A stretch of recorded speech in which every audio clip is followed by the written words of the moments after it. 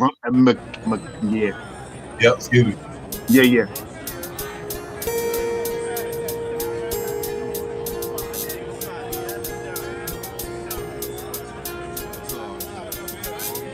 The game is over. We 10 boot trooping like soldiers in trains and planes and Range Rovers. We see fans up in them Ubers and lifts. We on a BQE and we maneuver and swift. This ain't Tokyo, but you know we drift. Cause the pokey been a low, so you know the flow had to shift. Guess who's back with the game recap? You see the name, the frame, the hat. This real talk, we cut from a different cloth. We cook a Nick broth with a different salt. We bubbling like a hot pot in the kitchen. Dripping in the spot, nicking. We spitting. Down with these balls and B-ball. No matter how far the stars we see y'all. We about to hit you with the box score and a lot more. Our top core knocking down shop. And we got a lot more. 48 minutes, Captain Lieutenants getting buckets, fucking we in it. We about to be out in a few. No doubt next time we see you to be on the game preview. It's Knicks Real Talk, and we a vibe. We get it poppin' every day and every night. We on that Knicks shit, and you know we about to vibe. So let's ride. It's Knicks Real Talk, and we a vibe. We get it poppin' every day and every night. We on that Knicks shit, and you know we about to vibe. So let's ride.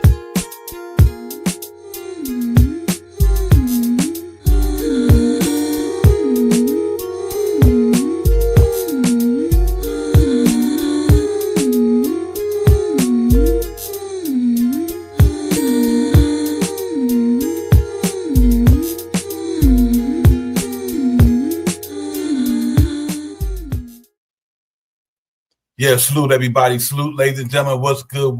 We are in the building. Knicks Real Talk, the recap. Divine Shaw Powers about to get in here and get it poppin', man. We ain't on no Friday night Knicks on MSG, but you want to be on that Friday night Knicks shit on KRT, so let's get it. Let's get it popping. Knicks, we going to talk about this game from the other night, man. Knicks at the MSG at the world most famous arena. Opened up a can, another whoop. You know what on these guys, man. So I'm like excited about it, but let me get, before I go any further, we bring my partner in the building, man. Shaw Powers, what's good, my man? Let's get it, man. Yeah, real talk, man. Salute to everybody, man. Who looking in right now. I'm quite sure to try to get up in here, man. This Friday, a little chilly Friday out here in the universe, man. Jack Frost was nipping that down where I'm at, so I know no matter where it was up there, man. But anyway, we ain't here to get the seats warm and shit. So let's get it, man. Listen, we coming off a good win the other night. Shot Powers 125 to 101.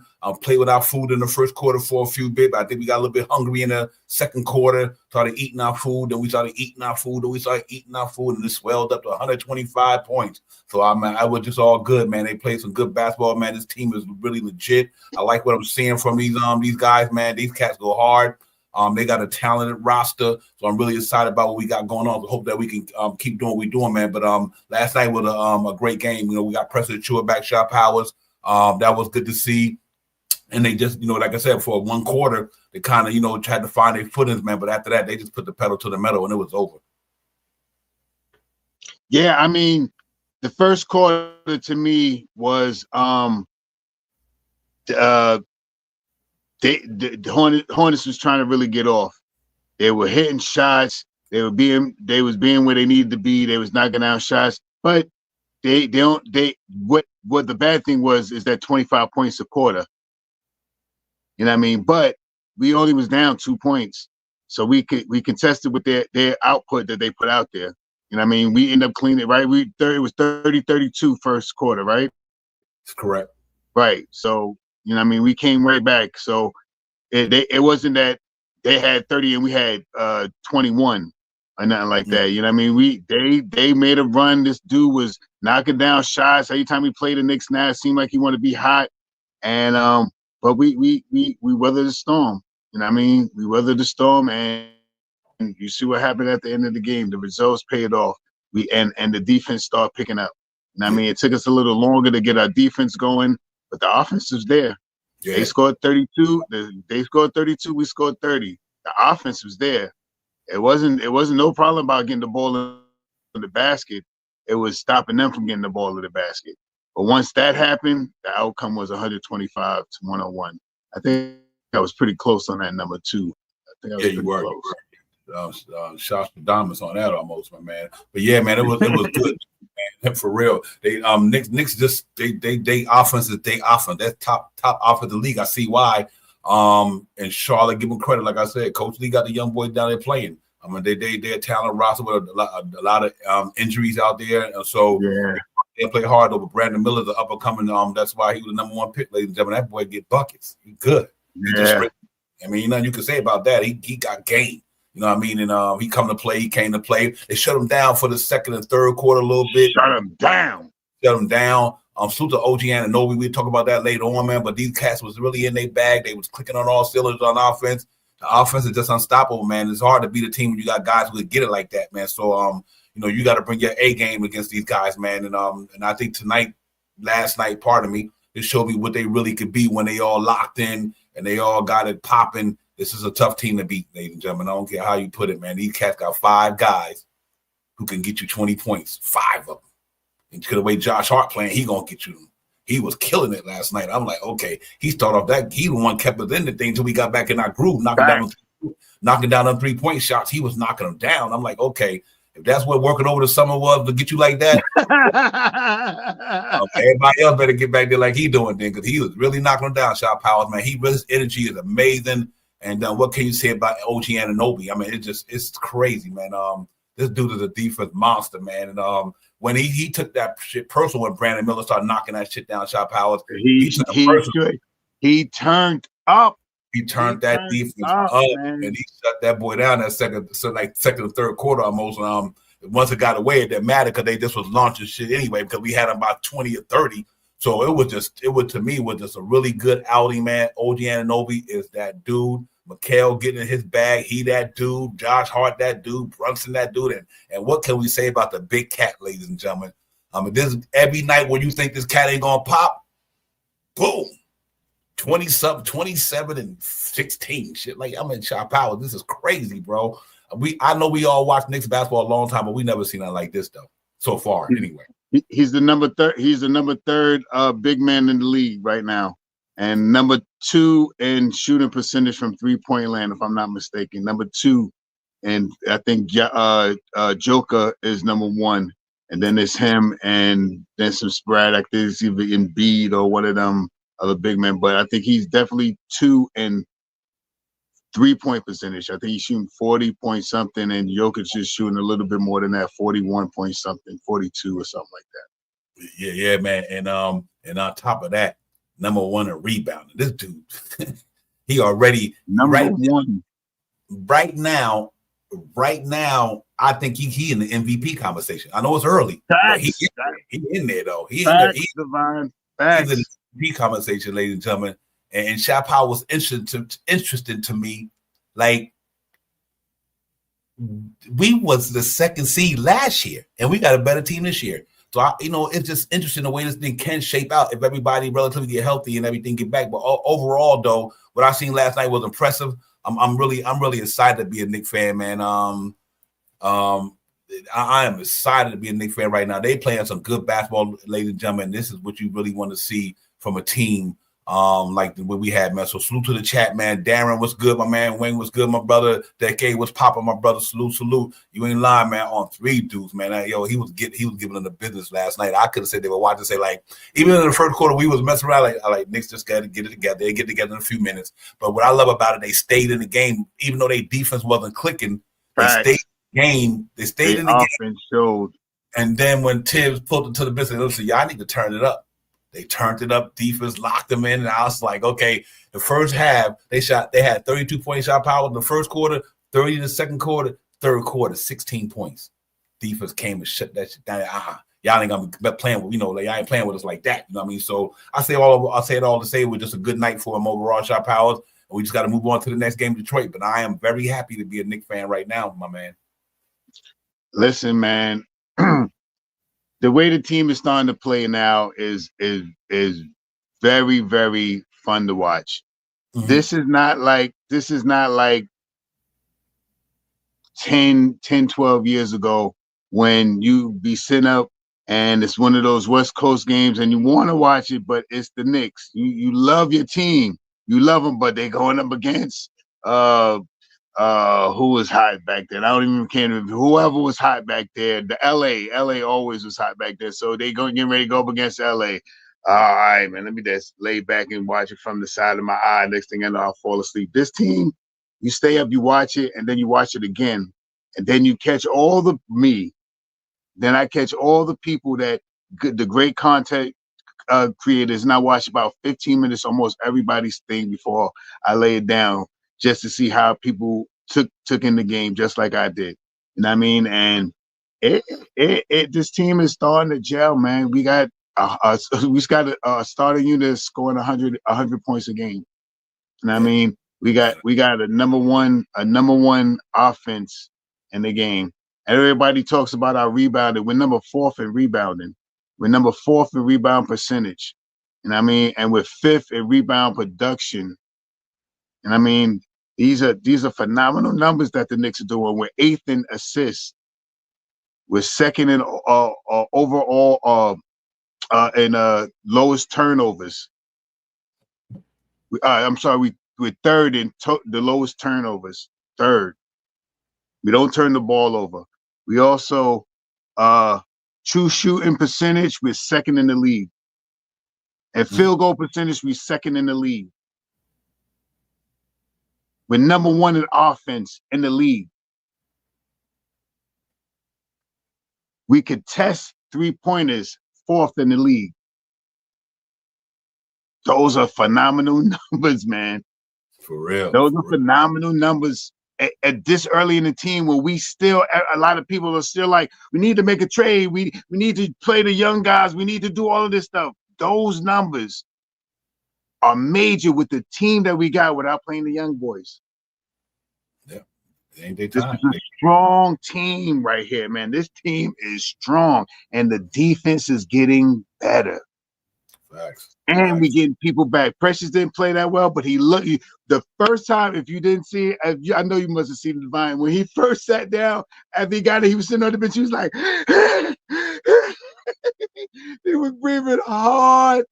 Yeah, that's what I want to see, that burn in that chest to open that lungs up. You know what I mean? I know just when we used to go out on playing on the regular court, it took 2 full times to go up and down, and you get that burn and that adrenaline start kicking in. So I know he's going to be okay. Yeah. I just want to make one thing, man. Not that I disagree, but I disagree. Precious Achiuwa had a damn good game. I'm going to tell you why. Yes, he did. Not saying he had a bad game. No. Good. Yeah, I think he was the one sparked that defense. And he was a plus 11, 2 points, 4 rebounds, 1 assist. Which I got to do it anyway. But yeah, we put him in the. Yeah, I think he played a phenomenal game. I was like, okay, this guy coming back. I seen his energy, the way he moved, man. This dude is really doing this thing, man. So I'm happy for this dude, man, because he's a big part of what we doing here in New York. And I know once he give him a couple of games to get his win back. He sat Sims down. He sat him down. Yep, Sims made 2 mistakes and he threw a pass away, and then he missed a backdoor cut. OG came in. You ain't see Sims too much more. That was it. I don't think I seen him no more the rest of the game. Maybe at the end of the game. No, I think that was Toppin with the hair out like that. I don't even think he got that last 3 minutes of that garbage time when he put him back in. I don't even. Once Precious came in, it was a wrap. Precious played a hell of a good game, but you seen the first time when he sat down, he was like, he was taking them deep breaths. You know what I mean? He looked good. He missed a couple of shots. He grabbed some rebounds. He made that good pass to Josh Hart. I mean, the OG Anunoby, his teammate. I mean, from Toronto. You know, he got out there. He played stellar defense. That's what we need. That's gonna make it so much easier for people to run this 8-9-man rotation. Yeah, well, let me get into the recap right quick, ladies and gentlemen. Get the box scores popping off, so to see what they had going on with the box score and everything, and all that stuff right there, man. Right now, if you look at the box score, ladies and gentlemen, the New York Knicks shot 53% from the floor, 54 from downtown, 54. They won the charity stripe. That wasn't bad right there. Mikal Bridges, 47 minutes, 7 for 15, 2 for 7, 3 for 5, 7 assists, 1 steal, plus 26, 19 points. OG Anunoby, ladies and gentlemen, 40 minutes, 10 for 18, 3 for 4 from downtown, 2 for 2 from the charity stripe, 6 rebounds, 2 assists, 4 steals, 2 blocks. You can keep going and going, ladies and gentlemen. Plus 18, 25 points. Big Cat was killing it. 39 minutes, 9 for 15, 2 for 5, 7 for 9, 3 offense rebounds, 13 defense rebounds, 16 regular rebounds, 2 assists, 4 steals. No steal, 2 blocks, plus 25, 27 points. Huge game for him. The Brunson burner, he do what he do. He was at it again. 27 minutes only, 6 for 8 from the floor, 4 for 6 from downtown, 2 for 2 for the charity stripe, 1 rebound, 5 assists, plus 22 and 24 points only in 27 minutes. He damn near was getting a point a minute out there tonight. He was killing it, man, until he did, whatever. They didn't need him, I guess. Josh Hart, phenomenal game all around. I think he fell and hit his tailbone, hit his butt. On one of those plays, and it didn't come back in. Yep, yeah, real talk. Yeah, I remember that. True indeed. But Josh Hart, 38 minutes, 6 for 9 from the field, 4 for 6 from downtown, 2 for 2 from the charity stripe. Ladies and gentlemen, 10 rebounds, 6 assists, 1 steal, plus 17, 18 points. The whole star lineup again in double figures. This thing is getting scary out here, ladies and gentlemen. These dudes is putting up 100-some points a game in the starting lineup. That is insane. Then you had Deuce and Bry had a great game, plus 13 10 points. 2 for 5 from the field, 2 for 4 from downtown, 4 for 4 from the charity stripe, 1 rebound, 6 assists, ladies and gentlemen. That's why that plus look, and his defense was stellar. What can you say? That's what President Chua, like I say, he had a plus 11, but it was a good plus 11 because what he did was energize that defense to me. His rebounder was there, only in 12 minutes, 4 rebounds. If you do that per 36 minutes, he would have had 12 rebounds last night in 36 minutes, hypothetically. So you can see what's going to happen when he rounded in the shape. I love his agility, his aggressiveness. He's another body out there. He moves good, man. He always moving good. So he's like a stronger version of McHale in a sense. And Anunoby, that's crazy. Well, now you got Anunoby, McHale, and Precious who can move like that as big men, kind of big. So I'm happy with that. But overall, they took the Charlotte Hornets. They had 44 from the floor, 38 from downtown, 60% from the charity stripe. Brandon Miller was a big guy last night, and obviously Mimic Vasily, he was killing it too. He got a good game, that European guard. Other big time guy they had yesterday was Steph Curry. Steph Curry had like 14 or some 15.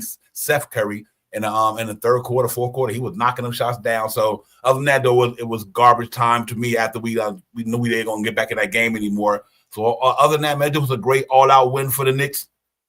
Shop House, we just got to keep building off this momentum, keep doing what we're doing, man. Because right now, like I said, this team is they good, man. And then I don't care what nobody say. Nobody in this universe can convince me these boys ain't good. Because numbers don't lie, eye tests don't lie.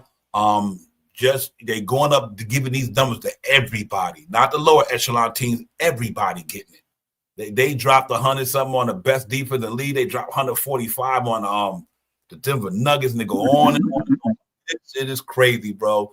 Ain't nobody. We ain't seen a Knicks team like this in years, and I'm happy about it. I don't know if I've seen it this team with all those stats that I said, Divine, and we talked about this in the background. This as a team, they're like 50, 40, 90. 50% from the field, 40% from three-point land, and almost 90. They're 83, 84, 85. They might not be at 85 yet, but somewhere like 83, 84% from the free throw land. The New York Knicks, 83% from the free throw line. Come on, man. Come on. This is Go ahead. I'm gonna tell you what I just want to maybe that you said. I want to pick up that. You know what the difference that is? Karl Anthony Towns and Mitchell Robinson. Right. Because Karl Anthony Towns shoot 80-something, Mitch shoot 50. That's that 30% we was missing. And McHale ain't even got there yet. He shoots around high 70s in his career. So this is amazing. But that's the difference. That when Cat shooting and Mitchell Robinson shoot, is then there a 30% difference. Because Mitch shoot low 50s, Cat shoot high 80s. That's that 30% swing. And I think that is crazy. And Anunoby can shoot him good. Brunson get a Hart knocking him down. And once McHale get there, it's crazy, Shop, how what I'm watching in front of our eyes, man. I know it ain't the end-all be-all because we still got to play a lot of basketball, but this any indication what the Knicks can be. That is scary for the league, man. That's scary for the league. I'm kidding you not. That's Boston. To me right now, it's Boston, New York with the way the thing going to me. I think it's Boston, New York with the way these teams is playing, I'm saying. Knicks is crazy scary, man, because I just don't see how you could double team anybody on that team, Shop Powers. And I just think it's pretty – now that we got the pieces coming back, Chu will be back. The way my man Deuce Bride playing, Shaman might be back, like you always say, and the way, and even we did that yesterday without campaign in the lineup. Facts. So I think this is a pretty good thing to see, man. If you're a Knicks fan, you should be happy. Shop how you should be happy as a fan. It's no need to even be negative about the Knicks. Nothing. Really, what I'm seeing, you don't need to critique anything. Just be happy as a Knicks fan, man. That's all I can say. Yo, Divine, for real. Right now, what can you critique? Nothing to critique about them. The defense? You can't critique the defense of the last couple of games. And we're not a bad defensive team, man. We're not a bad defensive team. We're 4th in rebounding. You know what I mean? And we're 5th in power ranking and rebounding. That's defense right there. No one's you getting limited shots on us. Yeah, sometimes some teams get a couple of offensive rebounds, like 1 or 2 offensive. But how many times does that happen per game? Maybe one series.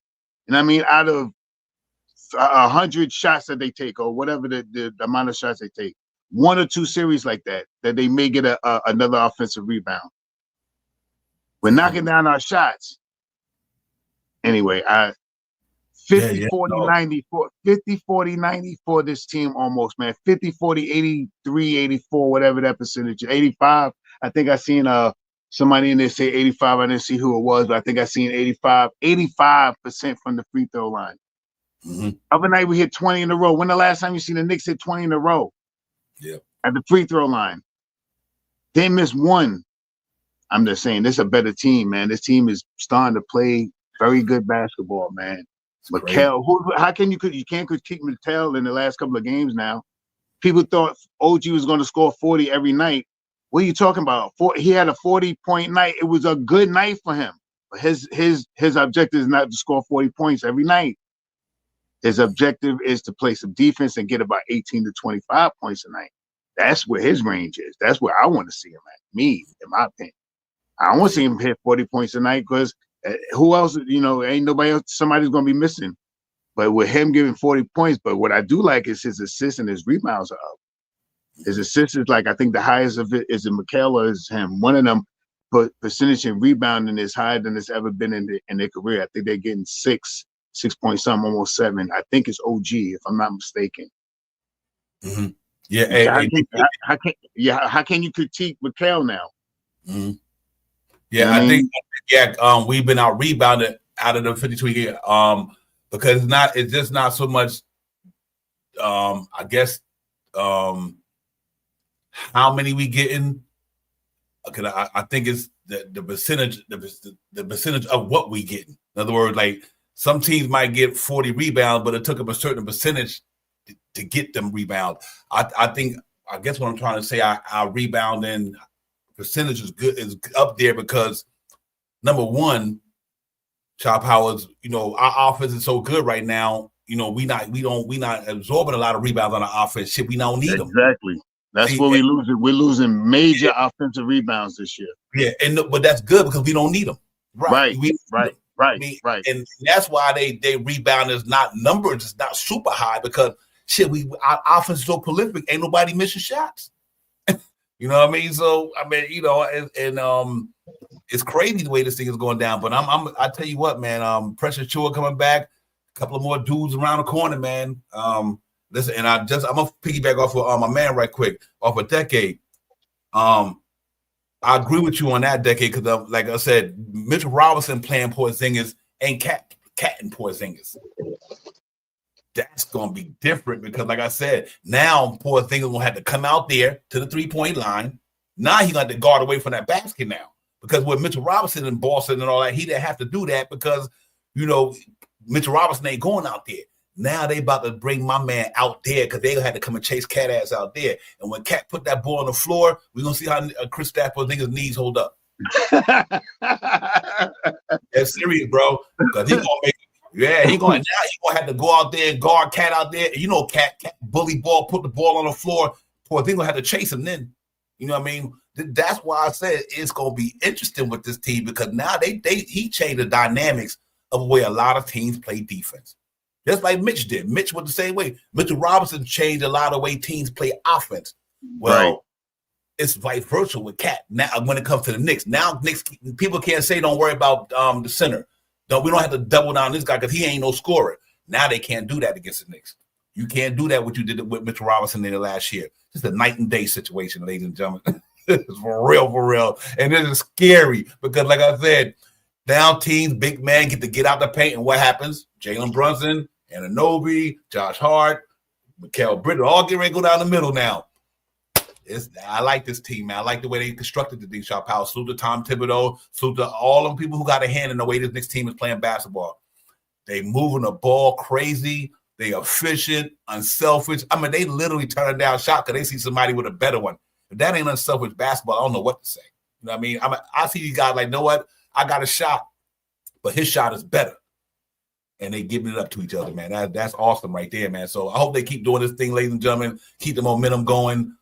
They are playing good basketball right now in the metropolitan area, man. I hope that this thing keep growing because if they can sustain this, sustain it, and it'll be something special to watch. They might hit a lull in the action, maybe halfway through the season. Knicks might hit a lull in the action for a minute, maybe lose 1 or 2 or 3 games. It's probably happen because it's a long season, and they had a little valley at the beginning of the season. They hit a peak now. They probably hit one more valley, and then they're gonna peak the rest of the way. So that valley coming up might be the one between, I would say, at least in my experience of watching the Knicks play and all that, it might be right around after the All-Star break or halfway to the season. They might lose 1 or 2 because of, they've done played 40-some games now.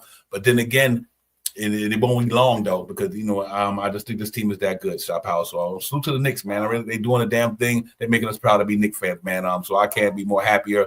We just got to get ready to get this thing popping for Detroit tomorrow. Because that's going to be a big game for us tomorrow, man, against Detroit. And the reason why I say that, because that'll put us at 15. We stay in contention with what we're trying to do against the other teams in front of us, Shot Power.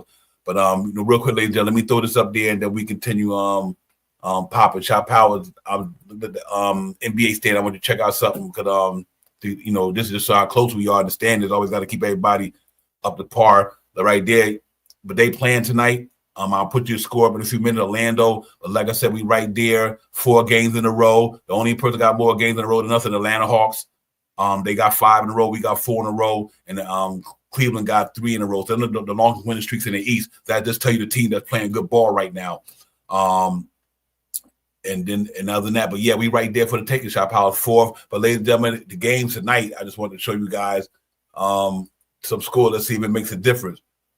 Philly got a Magic by 9, 50-41. Magic beat them the other night in Philly. So hopefully can win that game. Philly win that game, then they got 9 losses, and we only have 8. So we move close, like a game close to them guys, or half a game or something of that nature. We win tomorrow because we be 15-8. They be 16-9. Either we gonna be a game behind them or a half a game or in front, either or. Boston and the Bucks 45-43. That's a good one there. I was wondering who do I want to win, the Bucks or the Celtics. It's kind of crazy because if the Bucks lose, they drop a game behind us. And the Celtics win. Celtics lose, they got 5 losses. We got 8 losses. Shot Power. You see what I'm saying? So it's kind of scary who you want to win and who want to lose. Them boys is hot right now. The Atlanta Hawks them won 5 in a row, and LeBron and they just I don't know what the hell they going with their team. 55-49 second quarter, and that's about other than the Pacers and the Bulls. That's about it, ladies and gentlemen. But I just put up there to show you that. With us being where we at in the standards, I think it's important that we go out there and just keep fighting for this thing, man, because like I said earlier, we were number 2 in the league last year in the East. So we was number 2, and we need to get back up there. That's why I couldn't understand Shot Power. Some people may think that this team wasn't that good. You was second in the East last year with a decimated team. So where do you think you're gonna be this year with a team like that? I think the Knicks, it's gonna be these 2 right here. 1, 2. These 2 right here. But I think that's going to be the 2 in the smoke clear. Shot Power. So we just got to keep grinding, my man, and keep building on this thing, and let's see where it goes, man. Give me some thoughts on what you like about this team, where they at, and what's really one of your favorite things you like about this team so far into the season. They are good. They play good team basketball. They pass the ball. They're at 30 assists a night. Aside from last game, they had 29, but they're putting up about 30 assists a night. This is a good basketball team. They're starting to look for each other, and everybody's scoring the basketball. Divine, everybody's scoring the basketball, and if one person is off, the other ones pick up for them. You know what I mean? You always got to, and Tibbs is starting to substitute when Brunson be on the court, and then Cat be off the court, and Cat be on the court, and Brunson to be off the court, and then they both come back on the court together. He's keeping offense always involved, and it's with different teams. He plays him and Deuce a lot. Brunson and Deuce a lot together. You know what I mean? The same lineup that you wanted to start, him and Deuce in the backcourt. There you go. You're seeing that a lot this year. You're seeing a lot of Cat going out 5-6 minutes, and then OG go out right behind him, and Hard and McHale rock almost the whole first quarter. You know what I mean? There's so many different ways. The other night, McHale stayed in for 43, 44 minutes of the game, something like that. He played like 40-something, 46 minutes, something like that. Well, yeah, you know what I mean? That's great. He's an Iron Man. Played great defense. Shooting wise was great. Hitting the threes, mid range. What he had, like 18, 19 points? 19 points. For a couple of rebounds, couple of assists, couple of blocks. Filling up the stat sheet, man. Josh Hart is phenomenal. Every guy that you on this team right now, you can say if there was a category for all these guys, they could make every category. I mean, this guy is the heart of the team, Josh Hart. He does everything. Almost another triple-double last night. Yeah, brother, man. He's special. You know what I mean? He's special. This guy's knocking down three-pointers at 38% from three-point land. Josh Hart is knocking down 3-point shots at almost 40 a clip this season. Yep, that's crazy. Come on, man. This is a good team, and they're going to get better because the defense, you start to see Bridges go around that cut hard. Of course, around the pick, he's going around it hard and mean. And when Cat's there, you see him cut through quick because Cat opens it up for him. That's playing together. That's playing together basketball. I seen it more than once in the last game. When Cat and him do the pick and roll, Cat open up, he splits right through it goes right through the split and catches him right on the other side where he can't put up he could put up a three, but it's going to be contested, or he tried to drive the basketball because he's almost in front of him again. I don't even know what to talk about, man. We still don't have Shamuth. Precious just came back. Payne wasn't playing last game. Yeah, it's not, to me, shot power, excuse me, ladies and gentlemen, for stutter like that. What's scary to me is this here too, to be honest with you. I don't think a lot of people see that impact. They knew he can get down, shot power. We all know he can get down, but I don't think a lot of people, because they didn't watch him every day, thought Anunoby was like this though. I didn't think Anunoby was like this. I ain't saying that I don't think he was this good. I seen some glimmerances of it last year. But, man, this guy is even better than he was when I seen a couple of games of him. I never seen him do outbursts like he's doing right now. Yeah. You know, and what's important to me, what I love about all of it is they living up to their contracts, ladies and gentlemen. Mm-hmm. That's the whole thing that really got me in. These dudes is living up to their contract. Like Anunoby, I see why they just gave him his money. Yes. I see why they went and gave Cat his money. You see what I'm saying, Shop Power? Them dudes is playing their contract. I see why Cat got that money because he making the Knicks relevant, bro. This dude is nice. He is nice. Him and OG and McHale, and I see why they got. Now you put him with Hart and Brunson. You got a solid start five. Ain't no punks up in there. Ain't no punks up in there. They all get down. They all go hard. And I think all that cat shit is about to go out the window because I ain't see too many cats doing it like he doing it right now. Shop Power. He is getting down with that basketball, ladies and gentlemen. And he know he in his bag because you see him at the top of the key when he going through the legs. Yeah, fancy stuff. He know he in his bag. He know he in it. He like, y'all can't fuck with me. He's showing the East what a lot of them didn't get to see. You know what I'm saying, on a day-to-day basis. But Cat doing the damn thing, ladies and gentlemen. I am super. I know he was always good. That's why I wanted him so bad. because I knew how he get down. I'm like, this cat got to come to New York, man. This dude is just legit. Now we seeing why this cat, we all glad that he here. You know, even if you didn't want him here, you got to be glad he here now. Because, man, he is doing a damn thing. Ananobi doing a damn thing. I mean, oh, my God, this is not – no knock on the other guy, but this ain't Randall. This ain't DiVincenzo. This ain't RJ. This ain't Quickly. This is a whole different team right here, a whole different vibe. These all dudes who want to go and compete, shot power. That unselfish basketball has got me. That's like – that was – they playing like this 1973 and the 71 Knicks. I kid you not. They played basketball. Go look at an old Red Holzman's tape. An old Nick, some 70. Matter of fact, if you get a chance, go look at the 1971-73 Knicks and look at this Knicks squad. They all play the same way.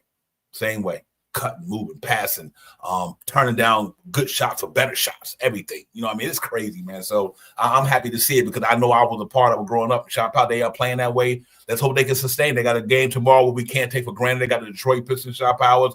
Them guys have been playing pretty good, you know, over the last so many. So we definitely can't take them for granted. But we go out there and win that one. That'd be a good win for us, man. We were 15 and 8. Yeah, around 15 and 8, man. And then we move forward, and that'd be special. Yeah, we 14 and 8. So I'm looking forward to the game tomorrow for sure because I think that's going to be an important game. And Detroit got a good team. I mean, they record might not be where they think it is, but they got a good team down there. But in other words, they got talent. They got some good talent down there. So we just got to make sure them cats down there. We go down there tomorrow. Don't play with our food and MSG tomorrow. Let's light these dudes up, man. They literally light jokers up right now. So that's why I keep saying lighten them up. But overall, I'm impressed. When my man threw that dunk down, so I'm proud of a pass it to you. When Cat threw that dunk down on them, you see when he went back to the bed, Tibbs was like a baby in a candy store, yo. They showed somebody on Twitter showed a clip of Tibbs looking at Cat when he was walking through the sideline, and you could see the blushing in his face, like he just hit the lottery, bro. That shit was. He was like, he was. I was like, look at Tibbs. Tibbs like, yeah, I got me one. So that I say all that to say, man, that's how that dunk went down in the Garden last night, and Tibbs was riding on that. When I seen him at the side, that was so funny. I was like, look at Tibbs, acting like he hit the lottery and shit. Cause man, that was crazy. And the team got so much chemistry when he went to change his shorts, when the shorts got messed up. Yes. And the whole team kind of hide him. They was hiding him. Nobody won't see him change his shorts. It was funny, man. Like these cats got some camaraderie in that team, so it's good to see. Real talk, man. But other than that, man, we just got to get it popping tomorrow. So it's going to be a good game. But I know we'll be here with a pregame tomorrow. And I think it's going to be a fun game. But I hope they play anyway they play tomorrow. Any indication of where they going to play, been playing, then we're going to have another win. It's hard to stop that team, man, right now. So let's see what your thoughts on what they have accomplished and what you think going until tomorrow, man. You think we're going to be able to do these guys some business or what? I mean, we're playing good basketball right now. And yeah, of course, you know how we get down, Devon, man. I would say 82 games they're gonna win. You know what I mean? Plus the next 16 out there. But you know what I mean? I think they have a very good chance of going over there and beating these guys, man. We beat up on teams that's under 500. We trying to continue that same saga that we did from last year. Teams that are under 500, we're trying to beat them. They're a little better than they were last year, though. Mm-hmm. The teams from last year, not the same teams from last year. These teams that are the, I don't want to call them bottom dwellers, or the lower in the stats still play good basketball. You know what I mean? And they don't go defeated all 82 games. They get wins. I mean, they may not get the wins to get them into the play in and play out, but they don't go. They win some games. It's not like they go 0-82. I mean, right. You know what I mean? So, and I wanted to chime in on this one thing too. There was some, listening to people, but they talk about Cat and his defensive presence down low. He's like one of the lower ones in the league, and I understand why they say that, and I see that Cat steps up to the defense when the penetrators come in, when the guys are closing them out, and the guy dishes the ball off and gets the ball and throws the ball down. And that is, where I see that his defensive lapse is sometimes. And I mean, he it's noticeable. I've seen him more than once, but he's coming to help. And the guy just so happens to have just enough room to get the pass off to Cat's man, that's already sitting in the dunker spot, and he gets it off and he dunks, or he goes back door on Cat when he steps up to help. I mean, that I see as a lapse. Aside from that, Cat plays great defense under the basket. He grabs offensive and defensive rebounds, and he'll block your shot if you come in there and think that he's not standing there. He will block your shot, and he's aggressive. Ever since them clapbacks, things like that, he just feel like he got a little bit of nick in him. This East Coast thing that you always talk about, Divine, over here on this side of things, you know what I mean? He got that swag from this that a lot of these guys got, you know what I mean? And I think that I think tomorrow's game is going to be an interesting game, but I think it's going to be another game that hopefully that they could go in there and dominate, and hopefully even if they have a bad start like they've been having, as long as they can keep their offense going to contest the bad start so they can pick their defense back up, I'm happy where it happens. It happened a couple of games like that where we lack in offense. We can't knock down a shot, but our defense is not that bad. So if we could just continue to knock down shots, be that 50, 40, 90 type of team, and catch up with our defense as the game comes on, and get a good quarter where we could just lock the defense down, that's like a win almost every night. Yeah, real talk. Yeah, real quick, man. I gotta ask y'all a question. You know what to do? Hit that like and subscribe for your boys. Hit that like and subscribe for Knicks Real Talk. Hit that like and subscribe for your boys. Hit that like and subscribe for Knicks Real Talk. Yeah. One quick thing. Hey, D-Roz, you know what? I think the Knicks they possibly can go do decent without a loss, but it's that Minnesota game, and that's the only one that concerned me, D-Roz, is the Minnesota game in Minnesota in a couple of days. I think, let me put the right date, but that's the only game, D-Roz, that really concerns me. If it wasn't for that, I'll be like, the way they playing basketball right now, they could with the sweet December. But I think that Minnesota game going to be a tale of, it's not going to be the talent thing I'm worried about. The emotions, because of going back to Minnesota, Julius Randle playing the Knicks, all this, you know what I mean? This is one of the biggest trades of the year, you know what I mean? So I'm wondering, that's the reason why at Minnesota at home, they got a good team. They got Rudy Gobert down there. Obviously, they got and Edwards, Julius Randle, all these guys. They got a good team. They're 11-10. But that's the only game, D-Roz, that I think I would say totally that can go the other way, which I'm fine with. They went on their home court. It's a road loss. It's fine. But I don't mean it's gonna happen, but it can happen. But other than that, we beat them already this year, right? Or was that the play? I mean, the preseason. Preseason. That was the preseason. Yeah, and they had their home court too. You know what I mean? Mm-hmm. But to me, the way this team playing basketball, it don't even motherfucking matter. I think this could beat anybody on any given night. And we playing good. Was really good about it. We 500 on the road. We 8-2 at the Garden. So when we leave this home stretch right here, we go to Toronto than them.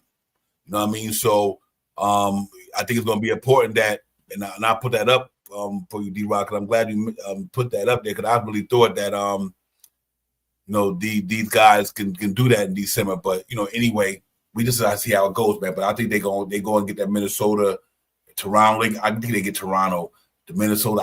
I know they could beat them. That don't mean it's going to be a hard game, because the energy, their home court, like I said, they're going to be playing for something too. But other than that, I don't sweat it. I think the Knicks can do it. Let's see how it goes. We got the the Emirates Cup game on Wednesday. So that's going to be interesting for the Knicks in Atlanta. And Atlanta's playing good ball. They tie right now with the Hawks. The Lakers 64-64. Bucks beating Boston at half by 4. They look like they trying to find their stride, man. I guess Dame Lillard and Doc Rivers woke them guys up over there. I don't know if Chris Middleton back or not, but he might be in the fold right now. They starting to catch their stride. So we'll see, man. But that Minnesota going to be interesting, D-Roz. That's the only one I could think I could say. I could see us losing it. Not saying we will lose, but I could see us losing it though. Just due to the fact of the feelings and emotions of the game. That's it. It's really just a feelings and emotion. Knowing that Cat gonna be emotional. He played his whole career. And people love that boy over there in Minnesota. That young man, excuse me. So it's gonna be an emotional thing for Cat that night. You know what I mean? I don't think he's going there to try to show the city that, nothing up, because he loved him like that. You know what I mean? So, we drafted him there, Tibbs drafted him there, been there ever since. So that's going to be a motion that had me wondering about the game, Shot Powers. For other than that, I think the Knicks can beat them easy, just as easy they can beat anybody else. I think we that good. Yeah, I ditto. Ditto. I think so, Divine. I mean, for me right now, the Knicks haven't hit the peak. You know what I mean? They're not even. They're just starting to fire it up. You know what I mean? What was the word we using? Firing up, light it up, or something like that. They just starting to light it up. You know what I mean? And the fire ain't always all the way burning yet. You know what I mean? It can get even worse. You know what I mean? Right now we're not a full team yet, and we're still trying to grab cohesion right now. And we're winning. We're winning games. You know what I mean? And we're winning games. You know what I mean? And now with an unfinished team, or all put together team, we're averaging 119 points. Really? We're averaging 119 points, and we're not all the way there yet. We still just getting the fresh pressure to chew. We missed campaign yesterday. We still don't know what's going on with Shaman. Mitchell Robinson is in the cusp of coming back, maybe, or whatever's going to happen, but we still looking for Mitchell Robinson. Whatever's going to happen, we're still waiting to see what's going to happen with Mitchell Robinson. I think they bring him back and see how he looks until the trade deadline. That's in my opinion. I don't think they want to get off of Mitchell Robinson, but if they have to in the off season to make cap, maybe that's what they might do. I would, if they are going to make a move for him, it all depends on who they make the move for. But I trust in Leon Rose. I trust in him. Mm-hmm. So that's how I'm feeling. That's how I'm feeling about the team right now. And we ain't even hit with all those things that we were talking about early in the season and what they wasn't doing and how they wasn't doing it. They're doing it now. And they're not even fully healthy yet. They just got back Precious, and Payne was hurt yesterday. Still don't have Shaman and Mitchell Robinson. Mm-hmm. Yeah. Real talk, man. Pretty good team, ladies and gentlemen. Like I said, they streaking and peaking at the right time, man. 5 games, going for 5 games in a row. They playing good basketball, ladies and gentlemen. There's nothing else we can say about it. Let's just hope they keep playing it. Let's hope they keep playing it, keep playing well, and stay injury free if they can. But I'm happy about the Precious Chua coming back. What I've seen in the game impressed me already. What I seen Precious Chua doing and in them minutes yesterday already let me know what's ahead. See, and that's how I looked at his play. I look at his play from how many points he scored, but I looked at his impact in that lineup. So I said to myself, the way he grab a rebound, the way he moving the ball, his offense, his rebounding. So I said when Campaign get back with him and Deuce, now the bench got a little extra strong. They got a guy who can come in for Anunoby now that can hold it down. You know what I mean? And I'm happy about that, man. So with President Chua, his minutes, he was a plus 11 yesterday, Shot Powers. Like I said, it wasn't about the points. It was about his energy and the way he play on that court. And I love the way he fill up certain voids for the Knicks. And he agile to be his size, 6'8", and he agile. And I just like that about him. So I think he's gonna play big dividend for the Knicks, ladies and gentlemen. I really believe that he's gonna be able to impact for us. He's not Haka Purdy, he's not Jericho Sims. He's better than them. You know what I mean? So that's gonna be pretty impressive. But we'll see how it goes, man. But as game by game go, I think the Knicks. I think he came back right in time for the Emirates Cup, Shot Powers. I think that was right on time.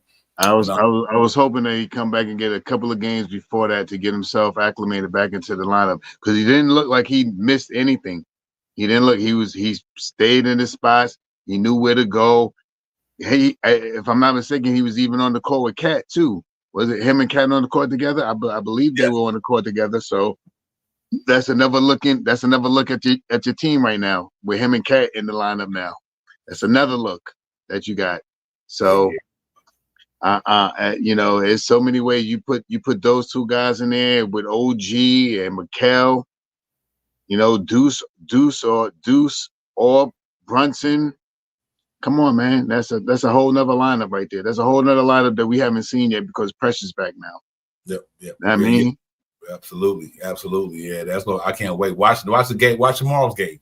Now he's gonna probably wind up with 6 or 7 points and probably have like 6 or 7 rebounds tomorrow because he's gonna get a couple of good minutes too. Good minutes tomorrow. He probably wind up with like a 7 and 6, and then after that, you just never know. It depending on how they click it in the game, and as his team keep blowing people out, he get his rhythm back by getting some scrap minutes. You know what I mean? What I mean by scrap is he can get his energy, his wind back by because Knicks done blew somebody out by 15 or 20. So now he can be in the game, getting his energy up, his cardio up and everything like that. Because we know he ain't gonna be no negative being out there. So he gonna help the team sustain what they have, or help push the lead further. So that, it can go a lot of good ways for them, and that's what I love about this offense that we got. Because now Preston Chua, like I said, Knicks get into those things where they got a 15, 20-point lead. All they doing is letting Campaign and them cats get some minutes. You know what I mean? Minutes. And I love it when let Shaman get back, be the same way. This offense just got to keep clicking. But I love the way they playing. I don't play this here. I think that they are who they are, Shaw Powers. Now, every now and then you might hit a lull in action, but still, I think this team that you see right now, I think they could do that on any night. So that's what made me happy about that, because even in the playoffs, the Knicks built for the playoffs, because they could play that half court shit. You know what I mean? That's how they do. But they also now start to push the pace more. But at least they always played New York. Not New York, but playoff basketball. They always play playoff basketball because they grind down, slow it down, throw the ball inside to the big man, kick it back out to the 3-point shooter. They always do that. That's the time. That's the way they play East basketball, pretty much East Coast basketball, except for the ones who want to run up and down. But I think they built for anything, and I think if they sustain, I think they will sustain this here. I don't know if they're gonna be scoring 130, 140, but I'll play this here. You don't bring if the defense don't bring their A game that night, the Knicks will throw 140 on you. That's what I'm hoping they keep doing, man. Because I think they're doing it real well, man. But listen, let me bring in Jay in the building. We got Jay Chosen one in the building with us, man. Salute to Jay. What's good, Jay? What's popping, my man? What's popping?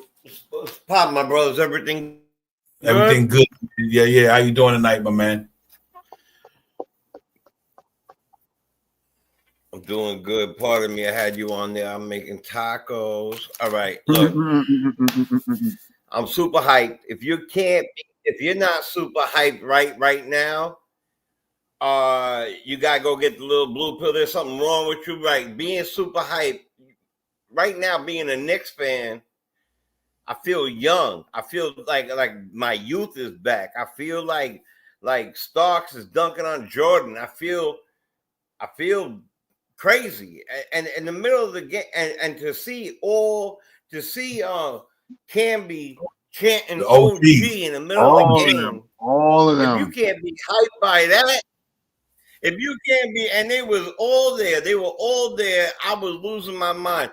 And I want to go really quick back to that Dallas game, right? That Dallas game, because I agree with you on Minnesota. I want to touch on that for a second, but on that Dallas game, what I didn't realize with Precious is he might be 6'8", but he's a big 6'8". It's a different looking 6'8", and I've been sleeping on him because I kept, we had. We had Randall, we had all these other, people playing in that area. Kind of slept on him in that way. You know what I mean? Yesterday, he moved out to about 18 feet against somebody, and the way he was moving his feet, the way he popped back, boom. I'm like, my God, this guy can move for his size. He's moving fast. Yep. I could see games where they play Cat with Precious together. Of course. One being an offense and the other being a defense. Just like they play Bridges and Hart with the second unit. I could see it. Especially games like the Minnesota game or even like a game against Boston or something like that. I really believe that's going to happen. It was so exciting yesterday. And I think the reason we're not scoring 140 is because Tibbs is saying, look, we can score 140. We're going to stop right about here. We're going to let everybody else hop in and play. So I mean, really, you got to get up on that. And I really think that if we gel that play, back-to-back plays of OG sending the ball into the 7th row on one side and coming back and sending it on the 7th row the other side, I think that what the word is gel. We would. Oh my God, I lost it. Divine, I lost it. I'm like, he on one side, and you know what? I think they're doing two things. They gelled and they're having fun. You seen it together. Yesterday. So when you gel, you start to have fun. You see OG's face after that second block, smiling, walking into the crowd, high-fived everybody who was in the area. Ba ba ba ba ba ba. You know what? And to touch really quick on the Minnesota game, it's in Minnesota, right? Mm-hmm. Yes. Yep. So they're probably going to be like a little like tribute, welcome back for Cat or what it might be. It'll be a little bit emotional, obviously, with Randall and everybody wants to do. They're going to overdo. They might play their emotion. I hope their emotions don't get the best of them. Is what I'm saying. You know what I mean? But especially Cat gonna score 64. Cat gonna go back and score 64. He gonna go over there and get fooled on him. 164. I believe it. Especially now that we got Precious back with playing some defense. So, and then like I said with Jelen, man, Bridges is playing the way we were complaining about him. You can't complain about him now. I would like to hear somebody complain about our team right now, please. Because there's always somebody who, what do they call them people? The people, not just pessimists, but like whatever it is. There's always somebody, a negative Nelly or negative Nancy. In other words, there's always somebody like that. For me, I'm so hyped. I kept my kids up. Yeah, I'm losing my mind in here. So. It was good. Yep. It's good to see it was good to see the people. Some of the old players in the stands. Yesterday felt like playoffs to me. I mean, it was a lot of them too. I'm talking about Feldman, Smith, Thomas, Canby, all of them. Freewell, you name it. Yep. It was just nice, man. But that's the vibe. See, people coming out to see a vibe, bro. That's a fucking vibe in MSG right now. That's a vibe because it's a vibe up in here. You think we giddy, you should see when they up in that arena. You know what I mean? It is going down in New York, ladies and gentlemen, and that's what it should be about. New York should be about right now what the Knicks is doing. And if you're a Knicks fan and you ain't giddy about this shit, then I don't know what to tell you. I'm serious. You got to be guys one of the most hatingest dudes or don't understand. This shit is fire what we seeing right now. And enjoy the shit. Enjoy it. But look at all the shit we had to go through for the last before Tiz got top hours. We went through some shit, bro. So he got his team. Yeah, man. So he got his team, man. Oh my God, enjoy this. You haven't seen this in a while. There's nothing wrong with, like I said, having objective thoughts about your team or opinions and everything. But right now, we gotta appreciate what they putting on the floor. Thank you, Leon Rose. Roll Out West, Tibbs, Walt Pern, all of them, Brock Aller, all you do. Thank y'all. There's concession stand people working at the joints, the people the security guard, everybody. Because right now, New York is the littest team to me that's popping out there right now. Them motherfuckers getting down. And because they in the biggest market, Sharp Powers, one of the biggest fan bases, one of the most knowledgeable fan bases, and they in the national media capital, and they are putting on a fucking clinic, bro. That shit is gangster. I don't care which you say. That shit is gangster, bro. That man, and I think, like I said, we ain't gonna be like that. And I agree with you, D-Rob. We gotta play some. We played some tight games here and there, but lately we just been blowing up. But we have played some close games. We won some and we lost some. But I wouldn't give a shit. The Knicks blow every team out every day in the NBA all day, every day. I wouldn't give a fuck. You know what I mean? Because the quest is to get to where I want you to get to, Shot Powers and Jay Childer. But Shot Powers, right now. This team is playing some good basketball, and that's all we can say. It's pretty much all you can say. They're playing some really good basketball in New York, and I'm happy about that for sure. 8th in assists this year. 3rd lowest turnover ratio in the league. 4th in rebound percentage. 5th in overall rebounding. 5th in contested 3-point shots. 4th in offensive points in the paint. 1st in offense. 2nd in field goals. 2nd in true shooting percentage. Damn. This is scary. 50-40-90 for the New York Knicks. 50-40, 84, 85, whatever it is. 50-40-90 for a team. And we still not all the way together. The fire is just starting to burn. You could smell it. You could smell it. And it's still not put all the way together, man. It's still not put all the way together. Man, I'm telling you, it is coming together. We just getting Precious back. We just didn't have Payne on the court. We still looking for Shaman. And whatever happens with Mitchell Robinson until the trade deadline. That's why. Go ahead, I want to one thing. That's why I think they're going to be the best defense team in the league when Mitchell Robinson get back and Shaman get here. I think. Yeah, I'm sorry. No, and the offense, the defense is catching up with the offense. I think we moved up a couple of points from being 21 about a week ago. I think we're low 18, 17, 18, somewhere around there. We moved up again, and we're going to continue to move back up. And if the Knicks get to 10% above, where we're, if we get to 8 and we number 1 in the offense still,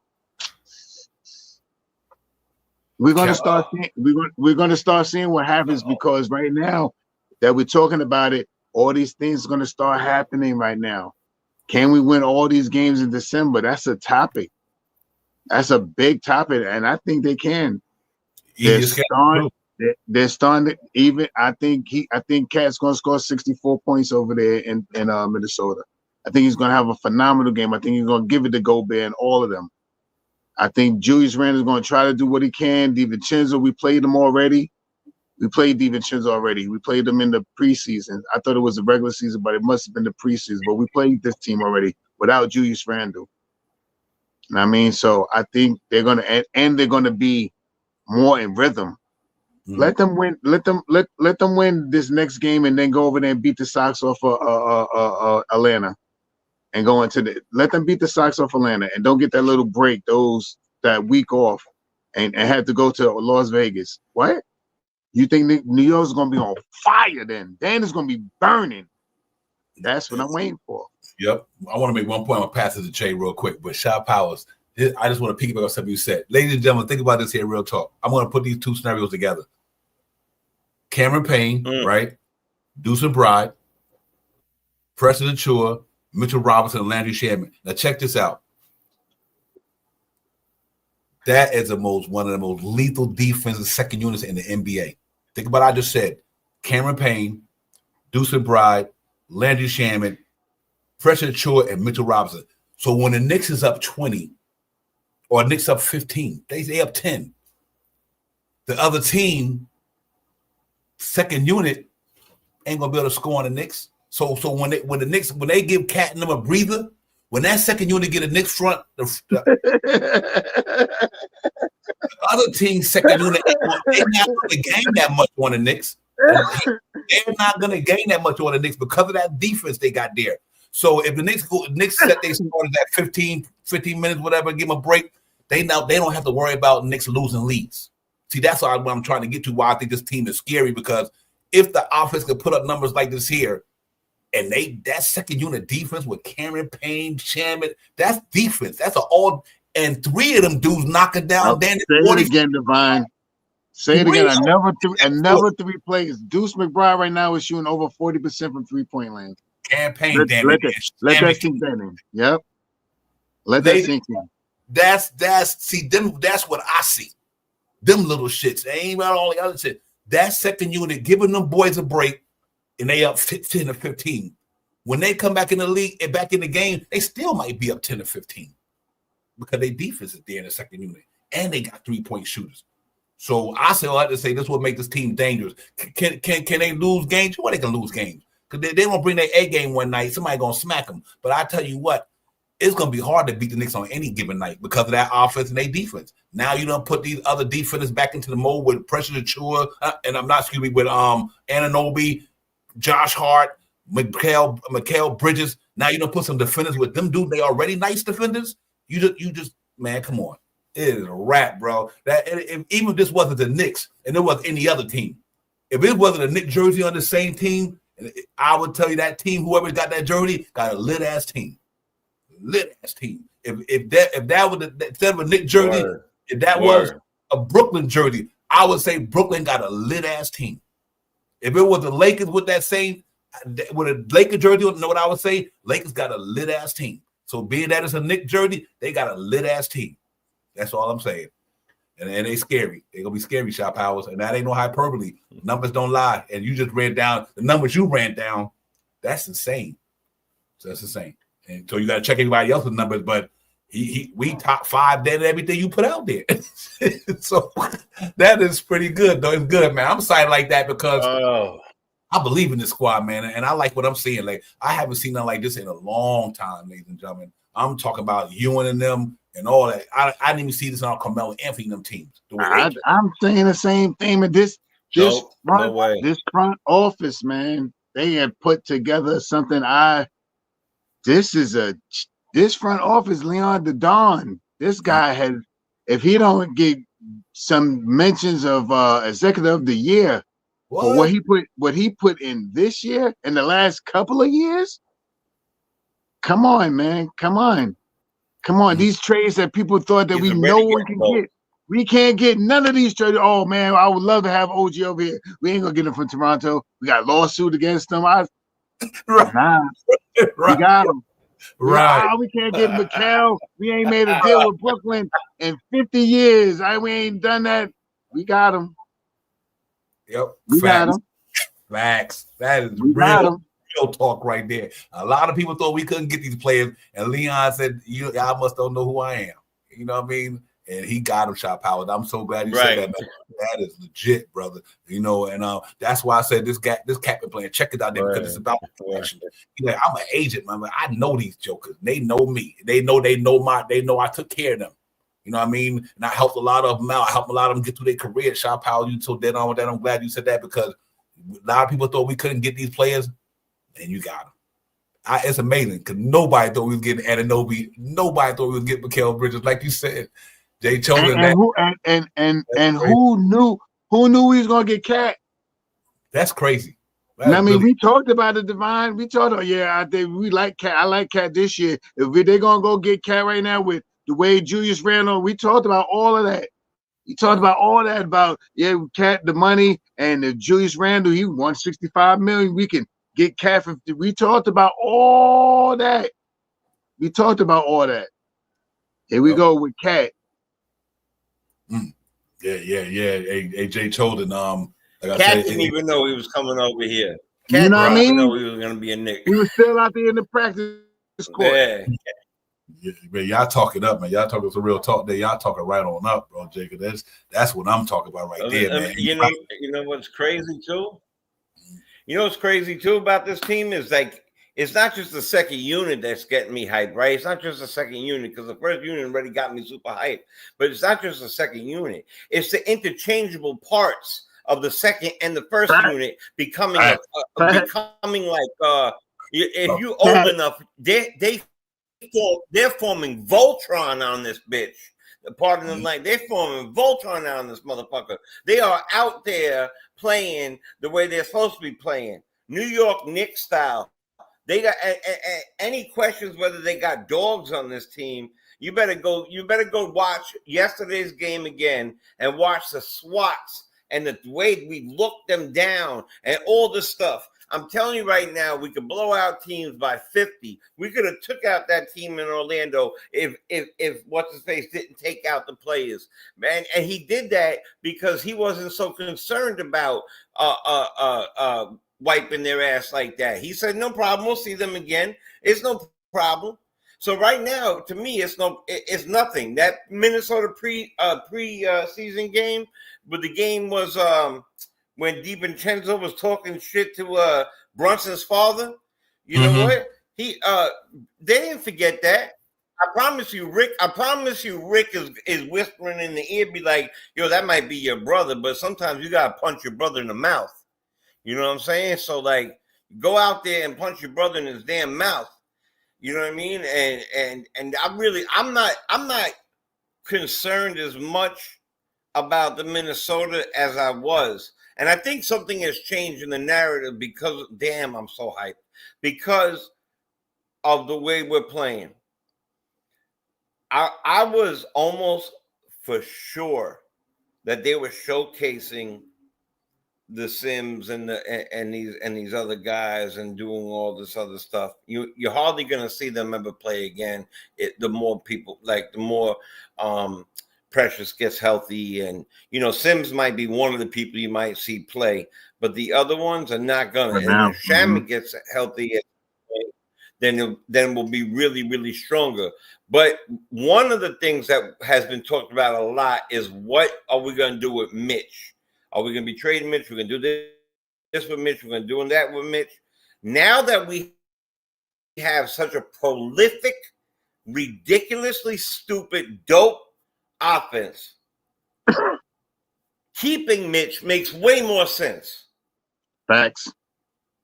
Because you bring him in for the defense, you bring him in the middle of the game for the defense, and in the fourth quarter, if it's about 5 minutes to go, you take him out because he ain't shooting free throws, and now you take out that guy, like you said earlier in the thing, that shoots 50, and they playing Hack-a-Mitch, and you can't play Hack-a-Cat.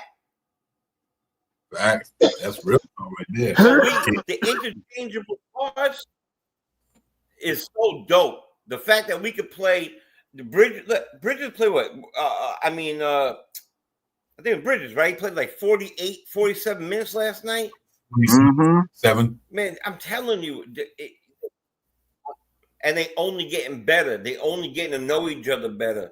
Wait till Precious gets to know this other team better. Payne and Deuce, I promise you that they eat meals together. You know what I'm saying? They sitting down, they chilling together. Teams like this break bread together regularly. And I'm telling you, they could bring Edwards, but I'm going to tell you right now, they could bring Edwards in. They could bring whoever in. I promise you right now, Bridges and OG are going to put on they're going to make sure he is frustrated beyond belief. The only thing that concerns me about Minnesota is Gobert's dirty. Gobert's dirty, and him and Cat were never friendly. Gobert's dirty. The rest, besides that, nothing else bothers me. Not the emotions, not the like you said, 64 points, nothing else. Yeah, we match up. We match up. Fine. I think we're gonna see undefeated December. I'm calling it right now. Undefeated December. Calling it right now. I'm ditto. Yeah, you know what's interesting to me, real quick. Just I want to Nick Yak. Just that was a great point. But here's why I think they might be able to handle that, Nick Yak. I think with Precious Achiuwa $6 million, Mitchell Robinson's 15, 14 million, whatever, or 12. I think they'll be able to extend Bridges, but I don't even think Bridges is gonna take 10, 15 million. I think he'll take 10. I do too. I think Jalen Brunson. Jalen. Yeah, I think so. I think what Jalen Brunson did, kind of, he probably knew that he like, listen, you gotta be behind the scenes. If we want to be together, we're gonna have to sacrifice some money. That's why he probably told Mikal Bridges when they had their podcast on the phone, they buddies, all of them are buddies.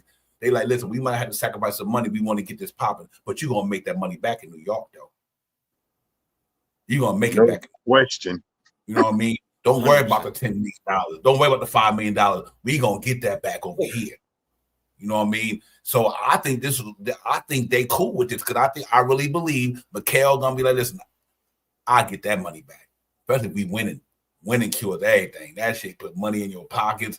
I think that even with the Mitchell Robinson aspiring, Pressure Joe aspiring, campaign aspiring, then you got Jericho Sims aspiring. You got a couple of aspiring there. I think the Knicks got about 27 million. Once if you didn't trade nobody this year and let everybody aspire, I think they paid about $27 million. You know, hypothetically, coach got to bring. I think it's a little more than that. Lower. Here you go. A little more than that. Oh, more than that. Okay, yeah. I wasn't surprised. I might not using all the numbers right. You're right though, and they got guys. Yeah. So and then you got guys like Coleman who got $2 million a year. You know, they're young assets. So I think they'd be okay. Nick Yak, I think they will. I think that's what's the scary part about this thing. Now they see why Jalen Brunson did what he did. Period. Because him and his boys got together and said, "We gonna make this work." It's called sacrificing. See, Anunoby didn't sacrifice, but his boys did. You know what I mean?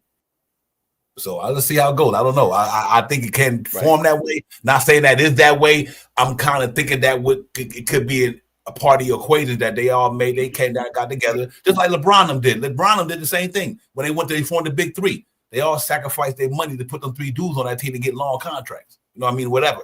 You know what I mean? They sacrificed the money. And see, and that was the one thing that Carmelo Anthony didn't do. He could have been down there, but he didn't want to sacrifice that big payday. So, you know, but I think these guys and Jalen Brunson them see a bigger picture. Because if you win a championship, you ain't to worry about shit. You ain't worry about no $5 million. You good the rest of your life almost over in New York. So it's all good. Yeah. I'm fine with OG too. He deserved that. I'm telling you, if they win that championship.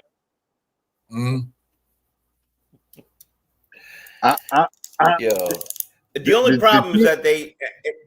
Oh, go ahead, Shot. Pardon me. No, go ahead. I know you am. I'm am too. I wasn't going to say much of that. I just going to try to ad-lib to keep this conversation going. Go ahead, man. Yeah, Shot. Not major, like I'm saying, man. What the team is coming together, man, and you know, they numbers don't lie. You know what I mean? They are playing good basketball right now. You know what I mean? And we're still not 100%. You know what I mean? We're 50, 40, 90 team, not individual, not Mikal, not Cat, which are at those numbers 50, 40, 90, not them by themselves. I'm talking about for the team. Josh Hart is shooting 38% from the three-point land now. Deuce McBride is scoring is it 12 or 14? 12 or 14 points in the second unit. Payne is coming in the second unit scoring 8 points. If we could get Precious in the unit and score 6 to 8 points with 4 or 5 rebounds, and get Shamet back and have him score 8 to 12 points. Come on, man. Yep. That's when we're going to be even stronger, man. My big thing, and the whole month I'm going to run this in the hole, is that small forward position where Shamet's supposed to be. That's my big thing for this month. What they're going to do. How close is Shamet going to be? They're saying around Christmas. They're saying Mitch could be back around Christmas. I mean, Mitch got good news all on IG. And I don't know what the good news was, but I think he said something about he got good news. Maybe he coming back around Christmas. Maybe we get Shamet right before Christmas or right after Christmas. And we go into that little stint right there for another month before the trade deadline and get these guys all acclimated. So Tom Thibodeau can run this 10-man rotation that he's been dying to run with his circle of trust guys. And Come on, man. Yeah, real quick. And Nick Yak, you see that 35, 42 million? Let me tell y'all something. Before the Knicks got Mikal Bridges, who they was trying to get? Right? Jimmy Butler. Oh, Jimmy Butler. Here's what I'm saying. Do you think the Knicks gonna give Mikal 35 to 42 million $? I think they're gonna give Jimmy. I think because they wanted him before they got Mikal Bridges, ladies and gentlemen. Go read it's out there. And this is not no hyperbole. They inquired about it. They wanted Jimmy Butler before they wanted Mikal Bridges. but because of the picks and the money, they was able to pull that off. Now, Jimmy Butler, I think they give Jimmy Butler 35. Tibbs to get him 35 minutes before he give it to Mikal Bridges, because he know who that boy is, and he know where he got it inside his DNA and all that shit. But I don't think Mikal, if he do, he won't. I don't think he'll be a Knicks shop, Powers. I don't think they're gonna give him Anunoby money. That's my personal opinion. I don't think they will give him $42 million. I don't think he's gonna look for it either. Yeah, I don't think he's gonna look for it. I think he's gonna start the scale low. And I mean, what he making 22 now? Maybe his first year in his recontract year, maybe 31. You know what I mean? 29, 9, 30, 31. Next year be 32, 33, 34. The following year be 34, 35, 36. You know what I mean? I think his scale will go up as the salary cap goes up. I think they ride him that way. I think Brunson didn't take a pay cut for him to come in here to get an extra $8 million. They already paying him $22 million. They got to pay him another $11 million. You know what I mean? 11 and 15. You know, if you look at it like that, it don't look so bad. I mean, an extra 11 this year. The next year, an extra 14. The year after that, then the year after that, an extra 16 or something like that. You know what I mean? You're already paying him 20, whatever his contract is now, 21, 22. You know what I mean? You add another 11 to that. You know what I mean? 10, 11. Real quick, Pastor Jay, shop at me, but I wouldn't give Jimmy Butler $42 million at this stage. Not this stage. No. Hell no. See, that's what I'm saying. So I'm hoping that Mikal sit around 30 million, 32 a year. Right. Like that, but I'm not giving no 42 though, because it's some dudes out there that we can get for 42 can really, really put your ass over the top. You know what I mean? So, I do think that. I think he gets some money. Yeah, I don't think so though. I think Mikal like where he at. Jay Chosen. He was in Brooklyn. He from Philly. Got a home right here in Manhattan. He right to see his mother every day. He ain't all the way out west. He probably so happy to be in New York because he's from Philadelphia. It's a lot of that plays into these contracts. I can get the money, but am I going to be happy where I'm going to get the money at? You know what I mean? So I think he's happy where he at. That's why he didn't have no problem staying in Brooklyn. He right where he want to be. Right where he want to be. So I'm hoping that, the Knicks give him some money, but I hope they're gonna give him enough to keep him. Okay. They're gonna give him enough to keep him. Look, they're gonna give him more than what they gave RJ. You know what I mean? Yeah. You know what I mean? What RJ would probably listen. I agree. You know I agree 100%. Right? 100%, Sean. Let me tell you another thing, man. You bring a ring to a team starving for one, and then you take a page out of your captain's book. I think like we all wish that we went back and it was reversed, and Brunson took the pay cut early, and then everything would have changed a little different, and the money would have changed a little different. But we can't do the ifs. I told you about the ifs. If my aunt had a ding-along, she'd be my uncle. So the fact is that we can't worry about the ifs, and I'm not even worried about the future. I'm worried about right now. Forget next year's money, right? Forget next year's money. But let's just say we're talking about next year's money. If you're a true leader is Brunson, who took a pay cut, and then you win the chip. And believe me, the turnout for that parade would be ridiculous. And then you go in and have a conversation. They're not going to conversate about $42 million. They're going to conversate about, can we repeat this next year? How can we repeat this feeling again? And this is how we're going to do it. And they're going to break down their numbers differently. And they're going to go out to Nike and get a little shoe made. And they're going to go out to Macy's and get a little shirt made, or go get some merch and all this other stuff, and all that stuff supplements the actual contract that you're getting. So the fact of the matter is that God forbid Bridges asks for $42 million, then I promise you this: we're either going to go out and get two other players, or we're going to get somebody that is just astronomically out of this world for that type of money, and he's not going to do it. And here's another question I want to pose for you. For me, in the beginning, I'm not a Bridges. I wasn't a Bridges fan. I was never huge on the trade in the beginning, but now I see why they did it. Right now, I can get why they did it. If you reversed it and you brought in Butler and then you made that trade for Cat, think about how that might have, how they would have tried to figure out 3 people who are trying to score 25 to 30 points a game instead of 2 mega scoring people, and 3 I can score 20 to 30 at will if I wanted to, but I know my lane. It's a different world having Bridges over here playing defense, something that Jimmy is not playing, that Jimmy is declining in his play skill, and Jimmy's hairdo does not belong in New York anyway.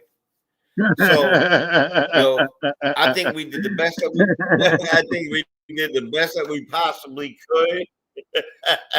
I don't want to hate on the man, but Lord God, I don't know what made him do with that Wiggy Martin like that. But the truth is that we're looking good. And I promise you this, man, we keep moving the way we're moving. We get back these people healthy. We keep interchanging. We keep gelling. We'll be in a canyon of heroes going down that motherfucker, feeling super excited, super dope. And that money next year won't even be an issue to talk about. I promise you that. I promise you that. And if it is, they'll find somebody else. Real quick, let me look at this and let Nick Yak see we talk.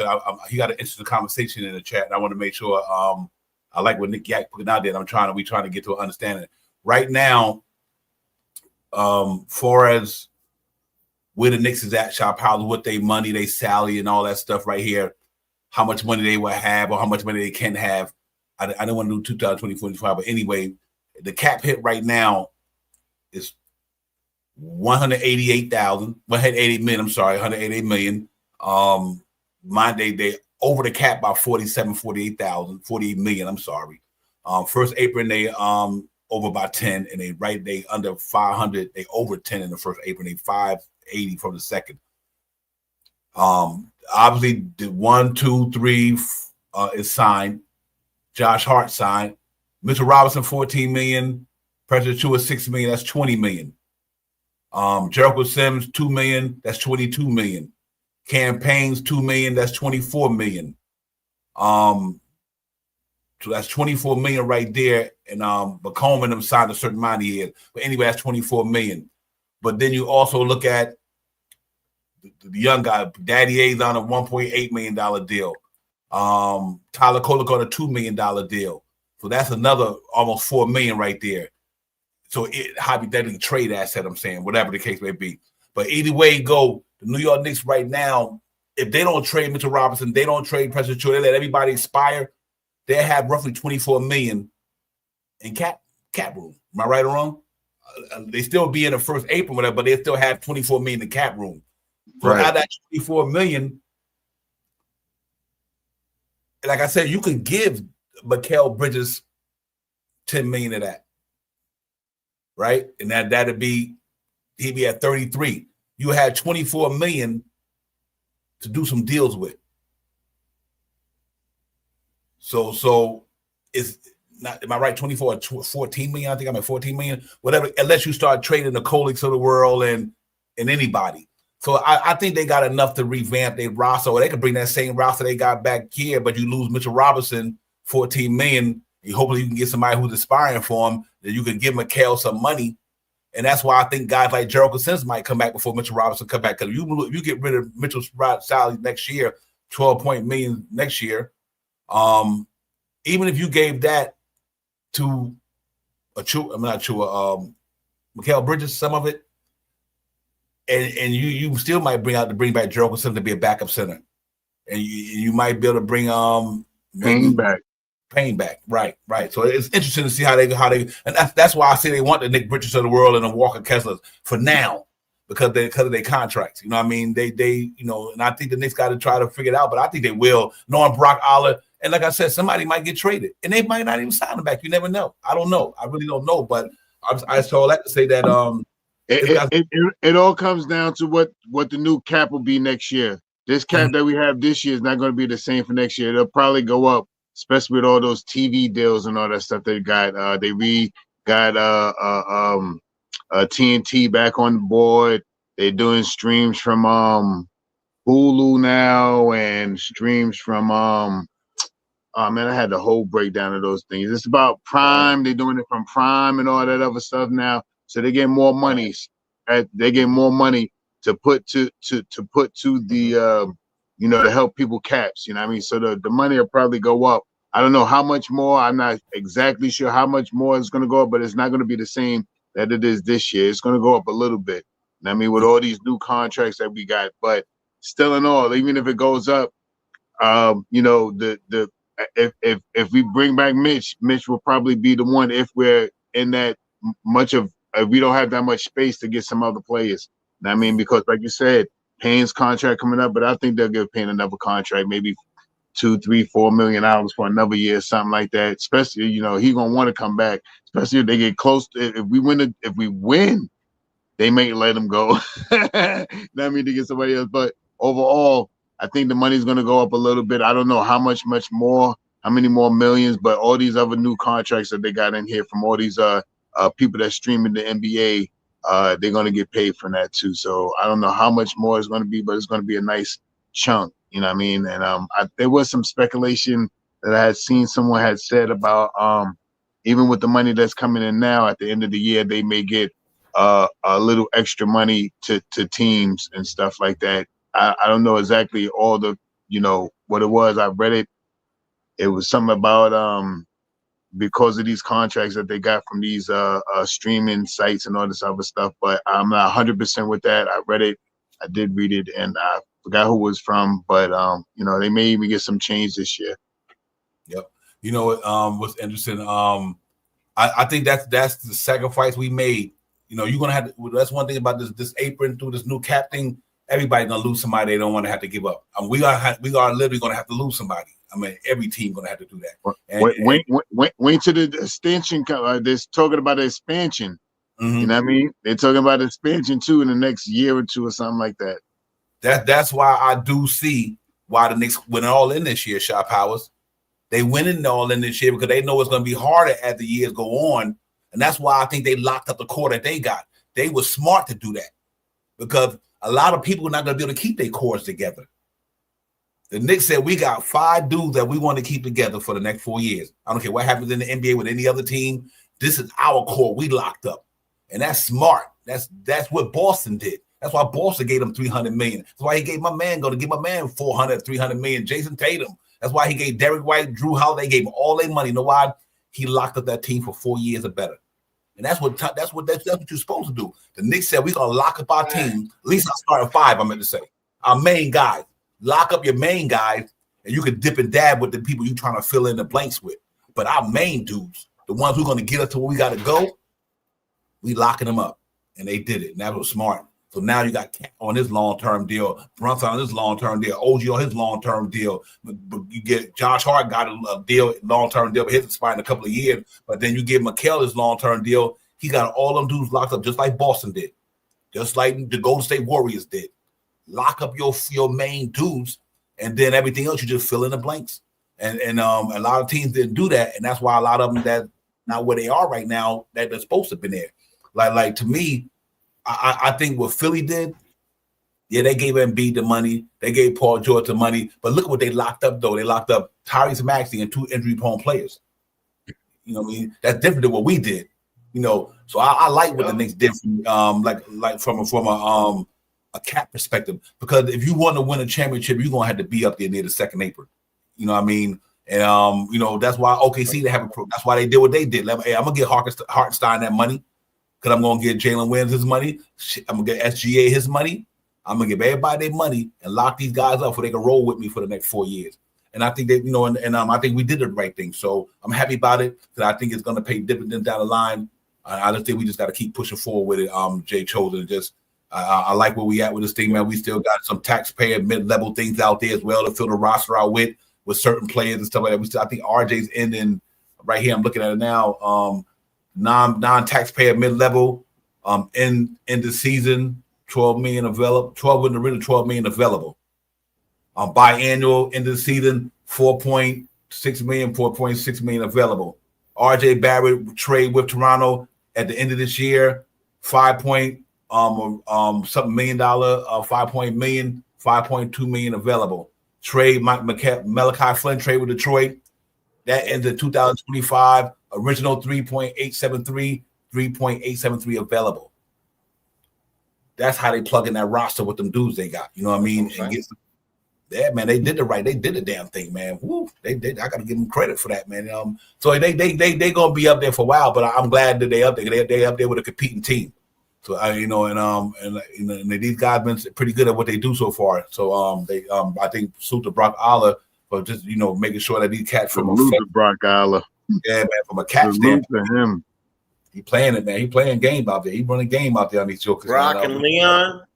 Yeah. With the team that we got with all this firepower and all that stuff, man, all this stuff, man. We not over the cap. You know what I mean? We're over the first apron and all that other stuff. We still can make trades. We still can deal with our mid-level exceptions and stuff like that. We still can make multi-man deals for a play and stuff like that because we not over the second apron. I mean, we could put a package together of 3 players for 1 as long as we give out more than what we get back. These guys is playing for real, man. I've said it. I'm going to say it again. This is one of the best front offices I can remember as a New York Knicks, man. This is one of the best front offices with the team that they put together right now. I don't see how Leon Rose can't be at least in mention of Executive of the Year. You know what I mean? Yep. Hey, Jay Chosen, here you go right here. That's the one I wanted to put up. If you cannot be excited by this shit, there's something wrong. Yeah. There's something wrong if you can't be excited. Holy shit. Yep. That's available free agency situation right there. Predator, Jericho Sims, Campaign, Matt Ryan, Haka Purdy, them all non-guaranteed. So, and then you got so the ones in the blue, you talking about 2, 4, 6, 7 with my man Predator 6. That's 13 million. Like I said, if you could find a way to get rid of Mitchell Robinson, you would have to get rid of Richard Robinson with a Spiring deal, or something like that, or you know what I mean. And this year, that's why I think that it's possible. It's just possible, ladies and gentlemen. They could trade Mitchell Robinson because they know the player they bring in his contract might be up this year. It might be up this year. I think that's what the Knicks, to me, they might be trying to do if they have to trade him, Rashad Powell. I think the Knicks want to get an aspiring deal, unless it's somebody like Walker Kessler who got 2 more years left on his rookie deal. But I think they might try to bring in somebody who aspires for, or unless they're going to keep bringing a guy who they're going to keep the next 3 years. Like, you know what? We bring a Valanciunas in here. He got 3 years left on his deal. We know we're going to keep him 3 years. But other than that, they might try to get somebody for Mitch who might be aspiring. You know what I mean? Eat some money. So, and if that's the case, like I said, they top heavy up here. They locked in. Them cats are top heavy from here on up. Obviously, McBride locked in. He locked in till 2027, 28. That's good. You know what I mean? He locked into then. So he's one of the guys to be around. Almost a solid man rotation. Yeah, absolutely. You got to fill in the blanks with the other guys. You know what I mean? So I think it's. Go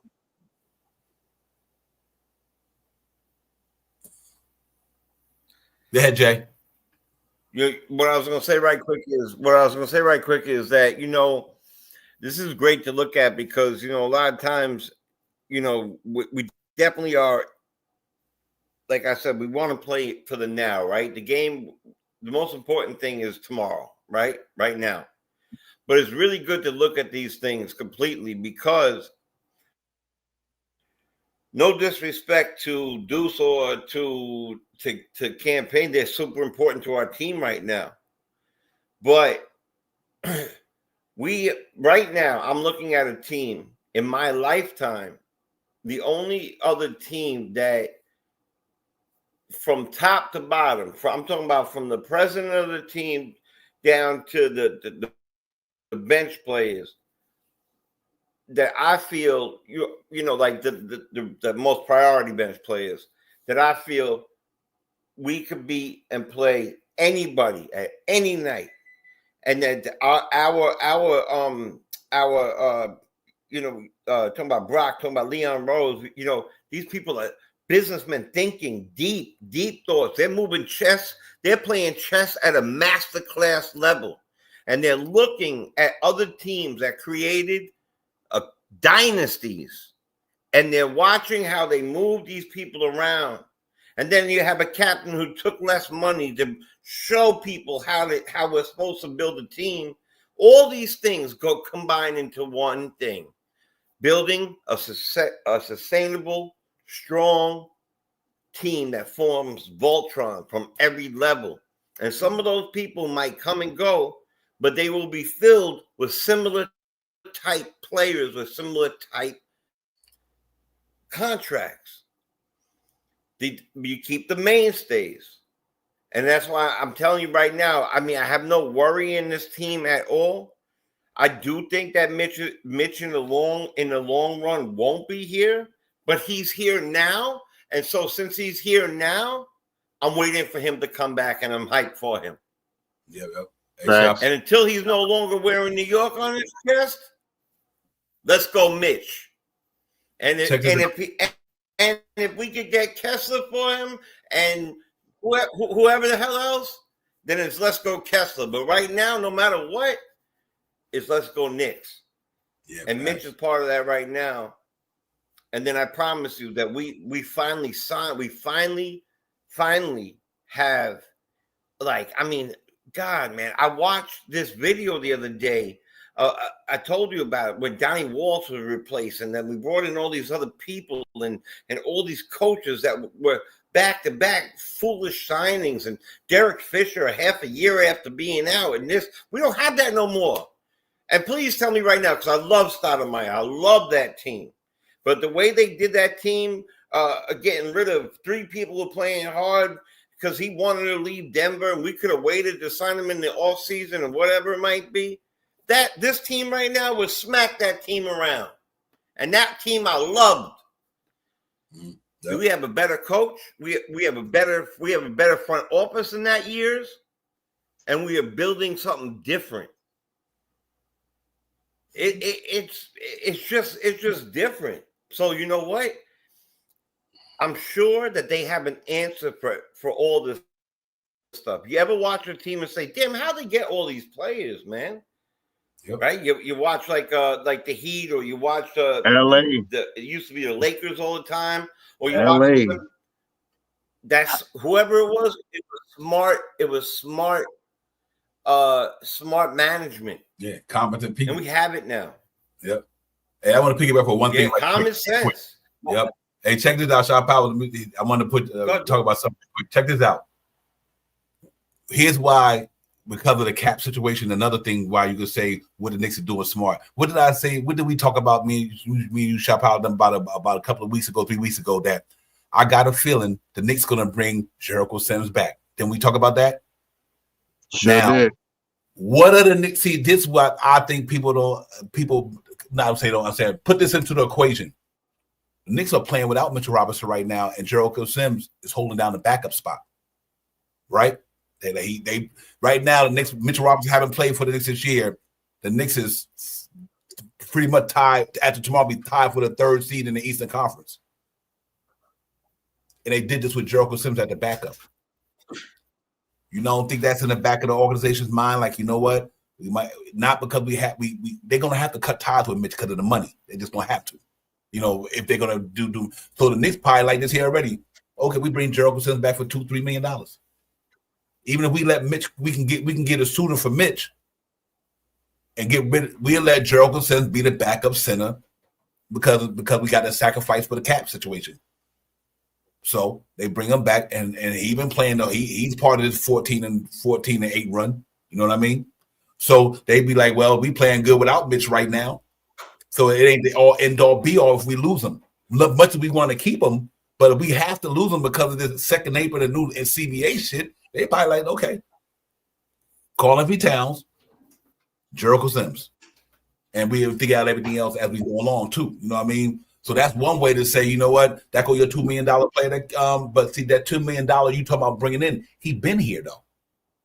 It's different than bringing a $2 million player who ain't never played for Knicks. They bring Jericho Sims back because Jericho Sims know the system, everything. He's giving good minutes while Cat can get a rest. Knicks might be like, you know what? Now he got another year under his belt. Haka Purdy got another year under his belt. So now the money be like, okay, I can fill the roster with the same old guys I got because these young guys still on these low budget income deals, and and they took a year to get better. That's what the Knicks probably thinking. If you look at it from a perspective where I won't be able to go get this guy. No, I got the guys already on the team. They just got to get better next year. That's it.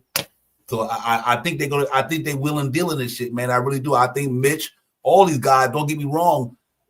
I think that's what the Knicks are doing. They're gonna listen. We're gonna have to sacrifice something, but I got my core though. I got a core who could throw up 100 and something a game in the start line. So and Deuce and Bry locked up. So you could bring back Campaign back. You could bring back Jericho Sims back, and you could bring back somebody else. Even if you bring in Chua, that might be Mitchell Robinson's contract right there. And then you got to think about the McHale thing, obviously.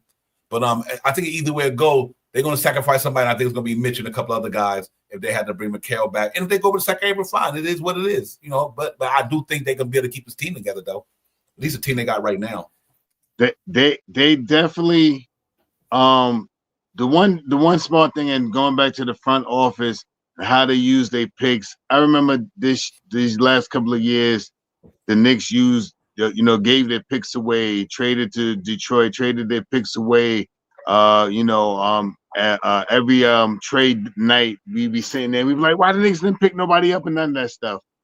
One of the reasons why, and I've noticed this after seeing all of these years go by since then, since the IQs and all that stuff, they had those players like IQ and Grimes, the young players, and they didn't need no more trade picks. They didn't need no more of those trade picks. But you know what the Knicks did this year? They picked up 4 players in the trades because of the CBA. Players that they could bring along with the system, the Haka Purdy's that we all talk about, the Tyler Kolicks, what we talking about, the McCullough Jr. that we talking about, and also Patier. We picked them all up this year for next year if we do decide that we have to let go of some of these players because of their contracts and the second apron and all this other stuff. Because now we have a farm system. We have a farm system that we can bring these guys up and they can get them little contracts that they got right now, $1 million, $2 million, $3 million rookie deals and all this stuff. We got that now right there in the system.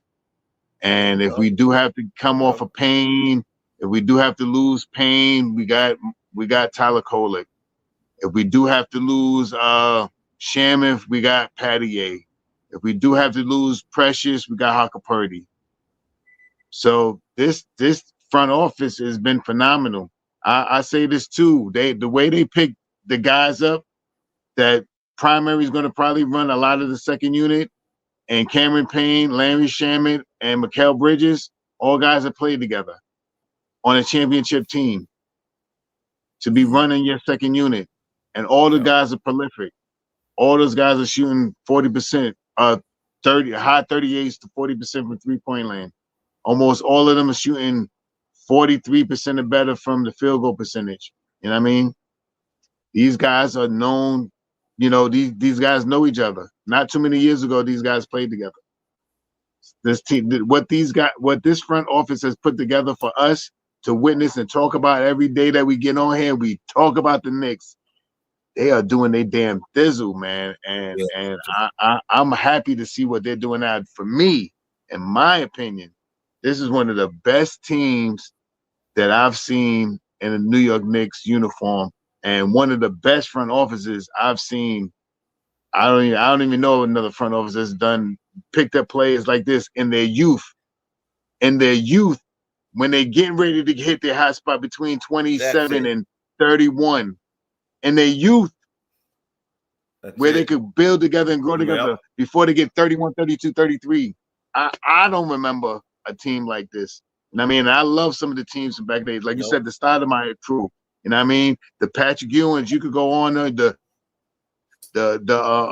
Spreewell and Allen Houston. You know what I mean? Those teams, those beautiful teams. You know what I mean? This team right here, all young guys that right hitting their peak right now, all together. Cat, Brunson, Jalen, McHale, OG, all of them. Deuce. Oh my God. Only the eldest player on our team right now is Campaign, 30 years old. He could be my son. You know what I mean? Right. He's 30 years old. He's the oldest. He's the I oldest wish he player was my on the son. team. You know what I mean? Mine He's the too. oldest player. He's the oldest player on the team. Mitch is the longest tenured. You know what I mean? Mitch has been here 6 years. You know what I mean? But with that being said, Mitch is only 26, 25.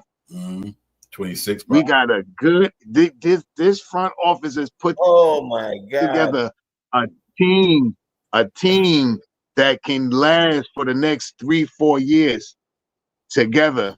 And in these next couple of years that we have this team together, we're going to see some exciting games. We're going to get better as time gets, and Tom Thibodeau is going to hold a core of 8 players. That 8-man players. He's going to hold that core together. I don't even know what else to say, man.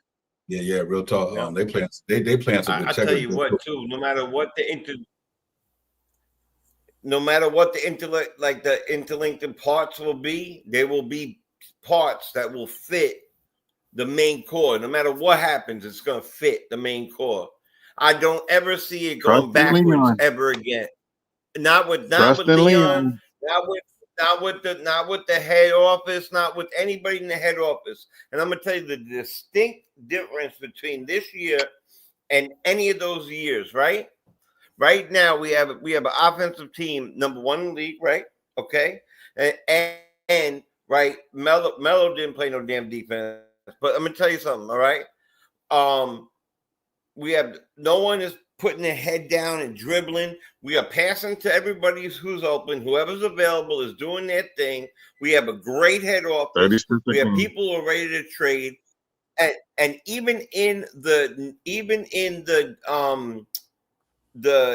Patrick Ewing days, they would bring in the Rolando Blackmans, the Ron Harpers,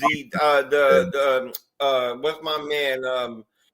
Xavier McDaniels. They would be like, right. They'd be like 48 years old already by the time they come over here. They'd be like 48. We'd be excited for 5 minutes, but that changed a little bit when Houston and company, Larry Johnson and them came. But, Sprewell, because I'm gonna tell you right now, besides Brunson, Sprewell was the fastest player I've ever seen with the Rock. Going from, I've seen a lot of their games, from man. net to net. That's what I worked in the city. It's just crazy. But I'm telling you right now, and I hate to say this, but Ewing's my favorite player. Right now, I'm looking at those teams and what they were doing and the young people that we have compared to the people that were on the bench then. Right? We have Sims now. I know Herb Williams was a good backup, but that was older, right? We're talking about young people, and I think that Sims playing with Precious is gonna grab him by his arm and be like, "No, over here, come over here." I'm telling you, it's a different feeling right now. It's just a whole different feeling. And I also agree, if we lose one of those people, it's going to be the one guy who missed 50 games, last year and 23 games a year before. And that's just my feeling on it.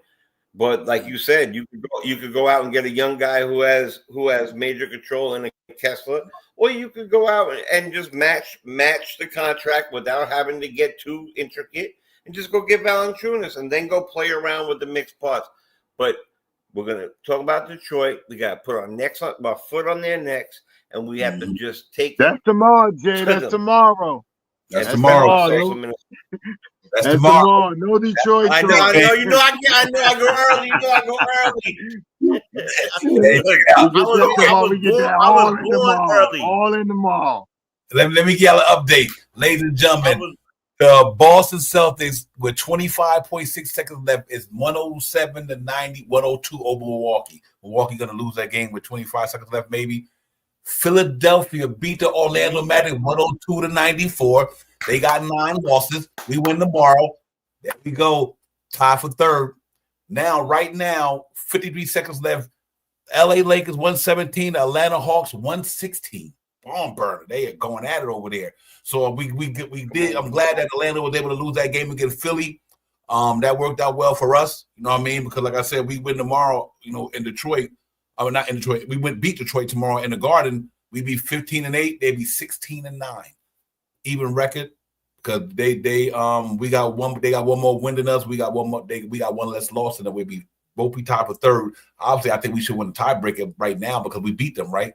Maybe or depend on. I'm sure. Other than that, unless it's conference play, I think that's I think that's pretty good for the Knicks. That's cool. Dolly said that's what she watching right now. That one right there with that Atlanta game. Atlanta had the 5-game winning streak. They had the longest in the East. Lakers been in this crazy turmoil, whatever the hell they doing over there. But other than that, man, that was a good look for us. And obviously Indiana beating Chicago by 5 with 7:04 left in the fourth quarter. So good loss by the Orlando Magic. I'm glad that happened. Also, I was hoping to happen. And like I said, now we hopefully we can win this game against. What I'd love to see us really just beat Detroit, like he said, and beat Toronto. Then we go and play Wednesday at the Emirates Cup. That'll be our next 3 throwdowns. We can get those 3 throwdowns, man. That'll put us at 18-8, 10 games over 500, and we are starting to roll like we do. So I'm good with it. Let's get it. I think it's good look. So Atlanta just went up 119. Oh no, it's tied 119 with 12 seconds left. Damn, they're going at it. LeBron number to see what they're gonna do against Trae Young and them. But yeah, man. Other than that, ladies and gentlemen. I'm really happy about what's going on in New York, man. I'm happy that you guys are here with us, getting the Papa Salute to everybody in the chat. Y'all been dropping it all day. Hey, Nick Yak, that's what I was hoping that would happen, Nick Yak, that Bridges get all his money on the back end. And that's what I was hoping. I think that's what the Knicks was hoping too, that he get his money on the back end. And by then, I think you can make some maneuvers with other people's contracts and all that. So that might be the case, Nick Yak. And that's what I was thinking. Brunson got like 5 commercials in New York. Right. He got like 5. He getting all that money back right now. All that money he left out there, he got like 5 contracts. He might be having a sneaker contract, but by the All-Star break. What he did is smart too. You know what Jalen Brunson did? I think some people think he left money. He didn't leave money on the table. What he did was, I want to get my money on the back end. Like that $300 million, like that contract he turned down. He did that. So 3-4 years from now, Knicks will have to get Jalen Brunson $300 million, just like they did Brown, just like they're gonna do Tatum. He said, "Let me prove to y'all that in 3 or 4 more years, you're gonna have to give me Jason Tatum contract. You're gonna have to give me Jalen Brown." So he just switched. It's gonna be peanuts by then. Right. So what he did, he just flipped it. Because some people right now getting that 200-something million now, their next contract only gonna be 100-something million. Because they're gonna be older and nobody gonna give them another max. You know what I mean? So Jalen Brunson said, "You know what? I'm gonna take this right now, and then 4 years from now, I'll be right at my prime, and y'all can give me my money. Cause I delivered a championship. I locked this shit in. Get my $300 million." Yeah, he be right around 30, 31, 30, young 30, 31, something like that. I think he like 27 now, something like that. 27, 28. 2-time champion. A 2-time champion. Yeah. Hey, King Ribby, I'm with you on that. He wasn't a stellar defense player, but Melo did play some defense. He might not have been a stellar defender, but he played some defense though. And I just King Ribby, I'm with you on that. I went like that, but I didn't want to. But yeah, he played some defense. He just wasn't a stellar defender. But he tried. He made effort. 1 year, Carmelo Anthony was that year he won MVP. I think he was really doing it on the defense in that year. I was like, damn, this cat is the best I've ever seen Melo play defense. That year, that year he was really getting down. That year he played defense. Yeah, he was playing. I mean, he played a couple years. He did. I think the narrative was that because that to me that's a product of George Karl hating. Because when they was out there in Denver, Anthony is an offensive juggernaut, but the cat, I seen him swatting people's shots every now and then. The way I see him making some ridiculous block shots actually, but Melo he made an effort though. It might not have been 24/7, but he played defense. I mean, I think when you in New York, you got to show some type of defense. Like Cat, he might not be great, but he does make an effort though. He had 2 block shots the other night. It might not be creme de la creme defenders, But he defended. I mean, especially playing for Tom Thibodeau. And I think back then, but I understand what Melo went through in New York because the coaches he had. French. Yeah, they wasn't fair to Carmelo Anthony. First of all, after they let Mike Woodson go, you should have just traded Carmelo Anthony. You gonna bring Derek Fisher into the coach of Carmelo Anthony? He just played ball with him the year before that. You know what I mean? Hey, come on, they did a disservice to Carmelo Anthony because they did not bring in the right coaches. They should have brought in somebody who know the game. Melo went on a quest to win a ring. You can't be bringing on Kurt Rambis, Jeff Hornacek, and all these motherfuckers. Come on, what? You know, so I get it, but I think they did a disservice to him when they with the way they did Melo, man, because they didn't put another dude around him. Especially when LeBron got Dwayne Wade and this cat got Kevin Garnett, Paul Pierce, and then you give us no pun intended to Stoudemire, but he wasn't them dudes. I mean, he was nice, but but I just think that they should have went out there and got another caliber dude, and they tried to get Derrick Rose, but Derrick Rose is about injured. You know what I mean? So Shot Powell, I still like to say that. I just think that the Phil Jackson era was a debacle when it came to Carmelo Anthony. But, I think they didn't do him right because you should have put all your chips in the bag with him. That's what I'm saying. You should have put all your chips in the bag with Carmelo Anthony. If you go, didn't we have Tyson Chandler though? Yeah, they let him go. Mm-hmm. Yeah, because I'm gonna tell you something that's interesting to me, ladies and gentlemen. If Chauncey Billups and Stoudemire didn't get hurt when they first got here, I think they would have smacked Boston that year. Because that series against Boston, Carmelo Anthony was dropping like 40-something with 12, 13 rebounds. I mean, he was killing Boston that series. But when Chauncey Billups and my man Stoudemire went down, he ain't had no help. That was his best two players other than him. You know what I mean? So I like, man, the luck of that. It's just the luck is bad luck here. You talking about when Stoudemire beat up the fire extinguisher? Right now. Yeah, man. I was like, they would. I think they would have knocked Boston out that year. I think they would have knocked Boston out. I think Carmelo Anthony was lighting their ass up. I'm like, he was like dropping 42, 16, and 5 assists. They could not stop that dude. I like, why my man gonna get a bad back? Chauncey Billups, bad back. Stoudemire punches the damn fire hydrant. They was about to knock them boys off, man. I was like, this shit's crazy. So we just had the bad luck of the Irish, we going through our thing, and it just happens, man. It happens. We just never can catch a break. But I think we finally caught it, though. I think we finally caught it with this team. I think we finally caught the break the New York Knicks fans been looking for years. I think we caught that break when Leon Rose took over as the executive of the front office. That's the break we would look. Hey, listen, we had a chance to get Steph Curry at 9. He fell at 8. You know what I mean? So it's like we just couldn't win no way, man. And I'm like, Carmelo Anthony coming to town, to Hickam, LeBron James, and all this crews, and Dwayne Wade. We just been running them damn. Bang. Every time we turn around, it was something happening. You know what I mean? Who was the one we drafted? Jordan Hill? Yeah. Jordan effing Hill. Oh my God. Then when Ewing was here, couldn't get past Pat. They couldn't get past Michael Jordan. I mean, it just been that way with us, man. We lose Steph Curry in the draft. Michael Jordan, you can't get past Michael Jordan. LeBron James comes to the East. He runs the East for like 9-10 years. We couldn't get past him. He just couldn't get past. Hey, the ball wasn't in our favor, ladies and gentlemen. That's all. So it bounced back. That goes back to that Bernard King, man. I wish we could have seen Bernard King play with Patrick, man. I wish we could have seen that. I was just about to say we should have kept Bernard King. That we could have had a big 3 right then. And but you know what? Again, my aunt, my uncle. But you know what? Now there is no Michael Jordan, LeBron teams out there that could stop this New York Knicks team right now. None. East. Difference. That's why I can't wait to that Boston. West is tough. Boston's tough. But are we saying that you like? I'll give you a good example. Back then, the Rockets were tough, Spurs were tough. Certain times at the time, Chicago was always tough. Indiana gave us a rough time. Boston at certain times. Right now, tell me the truth, both of y'all. Tell me the truth. Tell me a team that you say, God forbid, we play against 7. We know we're going to lose. Because there's somebody on that team that's going to take over. None.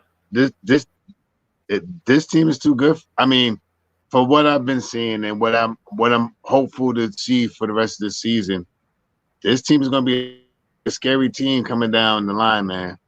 Right after the end of this month, when my narrative change, I got to figure out something else to change. But after this month right here,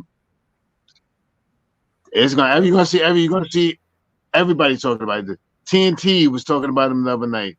Never thought I'd see TNT switch to the ESPN. They talking about the Knicks. And I mean, even podcasters from Philly and all that other stuff are talking about the Knicks. Don't let us beat up on the team. Don't let us beat up on the team. You see them right in if you got an active YouTube, you see them right in the YouTube talking about the Knicks. Everybody talking about the Knicks. Everybody talking about the everybody. This the first time that we talked about so much stuff in the offseason about all these hyperboles that who's gonna get and all this other stuff, and they came true. And they looking good on this team right now, man. And the defense is catching up. I'm happy to see what this team is going to put out this year, man. I'm rocking with this team wholeheartedly this year. You know what I like about this team too? You can bring them all back next year. Exactly. Word up. And next 2 years. Next 2 years. All you gotta do is figure out the McHale situation and like Nick Jackson. If like Nick Jackson, let him take the money on the back end. And so you literally could bring this whole team back you got right now next year. And figure it out, on deferrables. Mm-hmm. But I like what they did. I like the way they drafted to get them guys ready. Because think about it. One thing I honestly say about the Knicks, when they draft these guys, they give them 4 years opportunity. Like they gave Quentin Grimes down there 4 years. They gave Frank Ntilikina 4 years. They give these guys to prove themselves. They gave Jericho Sims 4 years. They got he been here 4 years. All these guys kind of almost play out their rookie deals. And then they make the decision whether you're going to be on a team as a free agent moving forward. So I like what they did with these young guys. They always did it, you know what I mean? Except for what they got, like Manuel Kupliabi, he was due for extension. They extended RJ, all these guys, but and they keep them around, man, because it's really about a system thing, ladies and gentlemen. It really is. Like I know we got a lot of talented teams, but if you don't know how to play in a certain coaching system, it's going to make for not a good team. And I think what the Knicks is banking on is that. Can you imagine Shop Powers? Can you imagine Mikal Bridges next year know how Tom Thibodeau coach when he come into training camp? Yes. Do you know how Cat? Do you mean how Cat gonna be? Because he know how Mikal and Anunoby them play. Now he know how Jalen Brunson play. Now watch this team next year because they're gonna be even better because of the continuity, and now it's gonna be like walking in the park. Like now when they play, they know where everybody's spots is. They know where everybody gonna be at. They know where everybody's do's and don'ts, dislikes and likes. You think they doing it now. Watch this team next year when they come back to training camp and already had a year under the belt. I mean, they gonna be they building and sustaining a really, really good team for the next 4 or 5 years. Because that's that team, they doing what they doing now, they made what they do next year. So they smart, man. I got to give them their flowers in New York, man. They did the damn thing, and let's hope they continue. They going back and forth at that Atlanta game, ladies and gentlemen. I got 144. It's 130 to 127. LA. I'm looking at 129 to 130 now. Atlanta scored on overtime. But yeah, man. It's all. I'm not watching. I'm just looking at the scoreboard, clicking on the other monitor I got. But yeah, man, it's all good, ladies and gentlemen. We're gonna get out of here in a few, man. But it was a pleasure to be here with y'all tonight, man. Always, and we can do this all night. But obviously, we got a pregame tomorrow, so we got to get ready for all that good stuff, man. But let's hope these boys go down here tomorrow, and we'll talk about it tomorrow, man, and get a victory, man. That's the main thing. If we can get a victory, like I said, them guys lost today. It's right there for the taking that third spot. And like I said, to me, we were second seed last year, so I ain't expecting no different. Let's get it. We were second seed last year, and we got a better team. So why would I expect them to be any lower than that? I got the Knicks doing the damn thing, man, up there, man. We could, and that was with a decimated roster and a lot of injuries. I mean, we still climbed the ladder at 50 in the second, and then it could have went deep. So I'm not expecting too much different than this year's Shop Powell. Let's hope that they stay healthy once Mitchell Robinson and the guys get back. Whatever moves they're gonna make them. But after February 4th, you know who you're gonna have unless we deal with a buyout situation. But once the trading deadline over, we know where we're gonna be rolling from here to the second half of the season with going into the playoffs. They lock in, get focused, let's do it. Let's see where it goes, man. From there, man. But listen, let's get out of here. Jay Chosen, JC, give me your last words, my man. We're gonna get out of here because me and Shy gotta get ready to get this pregame thing popping off tomorrow and all that good stuff. All right. So I want to give you my score for the next 7 games. No, I'm only playing. All right, look. You said I was early before. I was about to be mega early. All right, look. And yes, Nick Yak, that's the big 3 I was talking about. Real quick. A couple of years ago, they offered Juan Soto $470 million for 12 years. Now the man's about to make $700 million. Look what Brunson just did. What Brunson just did was and that's called betting on yourself and deferring some money behind it. I'm telling you, it is leading to what you call a positive like aura. Right, the whole thing is positive aura. I love the front office. I love the president. I love the coach. I love what's going on. I love the fact that Dolan is dishing out the money, but getting the hell out the way. I love everything we said tonight. I love this show. Press, like, subscribe, and bless these brothers. Thank God. Thank you for always having me on, allowing me to be part of it. Anybody, please come and join. It's always a great thing. Nick's Real Talk. Love you, brothers. Let's get it. J to the C to the 1. Jay Chosen the 1. Shy Powers, my brother. What's poppin'? Jay Chosen, salute to you. Thank you for coming in tonight, man, on this Friday night. You know what I mean? We could have been somewhere else. I'm glad you was here in the spot with us. Devon, you already know what it is, my brother. I talk to you in the morning time. I'll give you a little holler in the morning before whatever and stuff like that, so we can set everything up. And salute to the family in the chat for coming in on this Friday night. You know what I mean? And sharing your great thoughts and all this motivational stuff that we need to hear. We got a good team. You know what I mean? And we'll talk some more about this great team tomorrow against Detroit. Let's get it. Yeah, real talk, man. You know how we do, man. Salute to everybody in the chat. Darlene, the queen in the building. Nick Yak, dropping some mad knowledge today, man. Nick Yak, we appreciate you, brother. You already know AP, everybody, man. Salute to the whole chat and the family. That's what y'all is, y'all family up in here. And we just ready to go ahead tomorrow, get it popping with the pregame show, ladies and gentlemen. We got the Detroit Pistons at the world most famous arena. Let me give you the time frame of the game so we don't let you know what time we'll be on and all that good stuff. Bear with me 1 second, ladies and gentlemen. And I'll let you know. 6:30, right? 60, normally 7:30. 7:30. I mean, I think it's 7:30 game. Yep, 7:30 game. Then we'll be on 6:15 tomorrow. 7:30. We'll see y'all at 6:15, ladies and gentlemen. Y'all enjoy the rest of your night. If y'all get outdoors out there, wrap up, bundle up, but first and foremost, be safe out there, man. You know what I mean? The streets is always watching. So y'all be careful out there, whether you're coming from your crib, whether you're going somewhere, you're coming from work, wherever you're coming from. I'll stay vigilant out there and be safe, man. And we'll see y'all tomorrow. Nick's Real Talk Divine Chopper. One more thing, though. Hit that like and subscribe for your boys. Hit that like and subscribe for Nick's Real Talk. Hit that like and subscribe for your boys. Hit that like and subscribe for Nick's Real Talk. Yes, indeed. Divine, Shy Powers, Jay Chose in the chat. Y'all have a good night, man. We see you on the other side. Shy Powers, my brother. I'll holler at you, man. Peace. You're ready. Peace. Peace, brothers. Good night.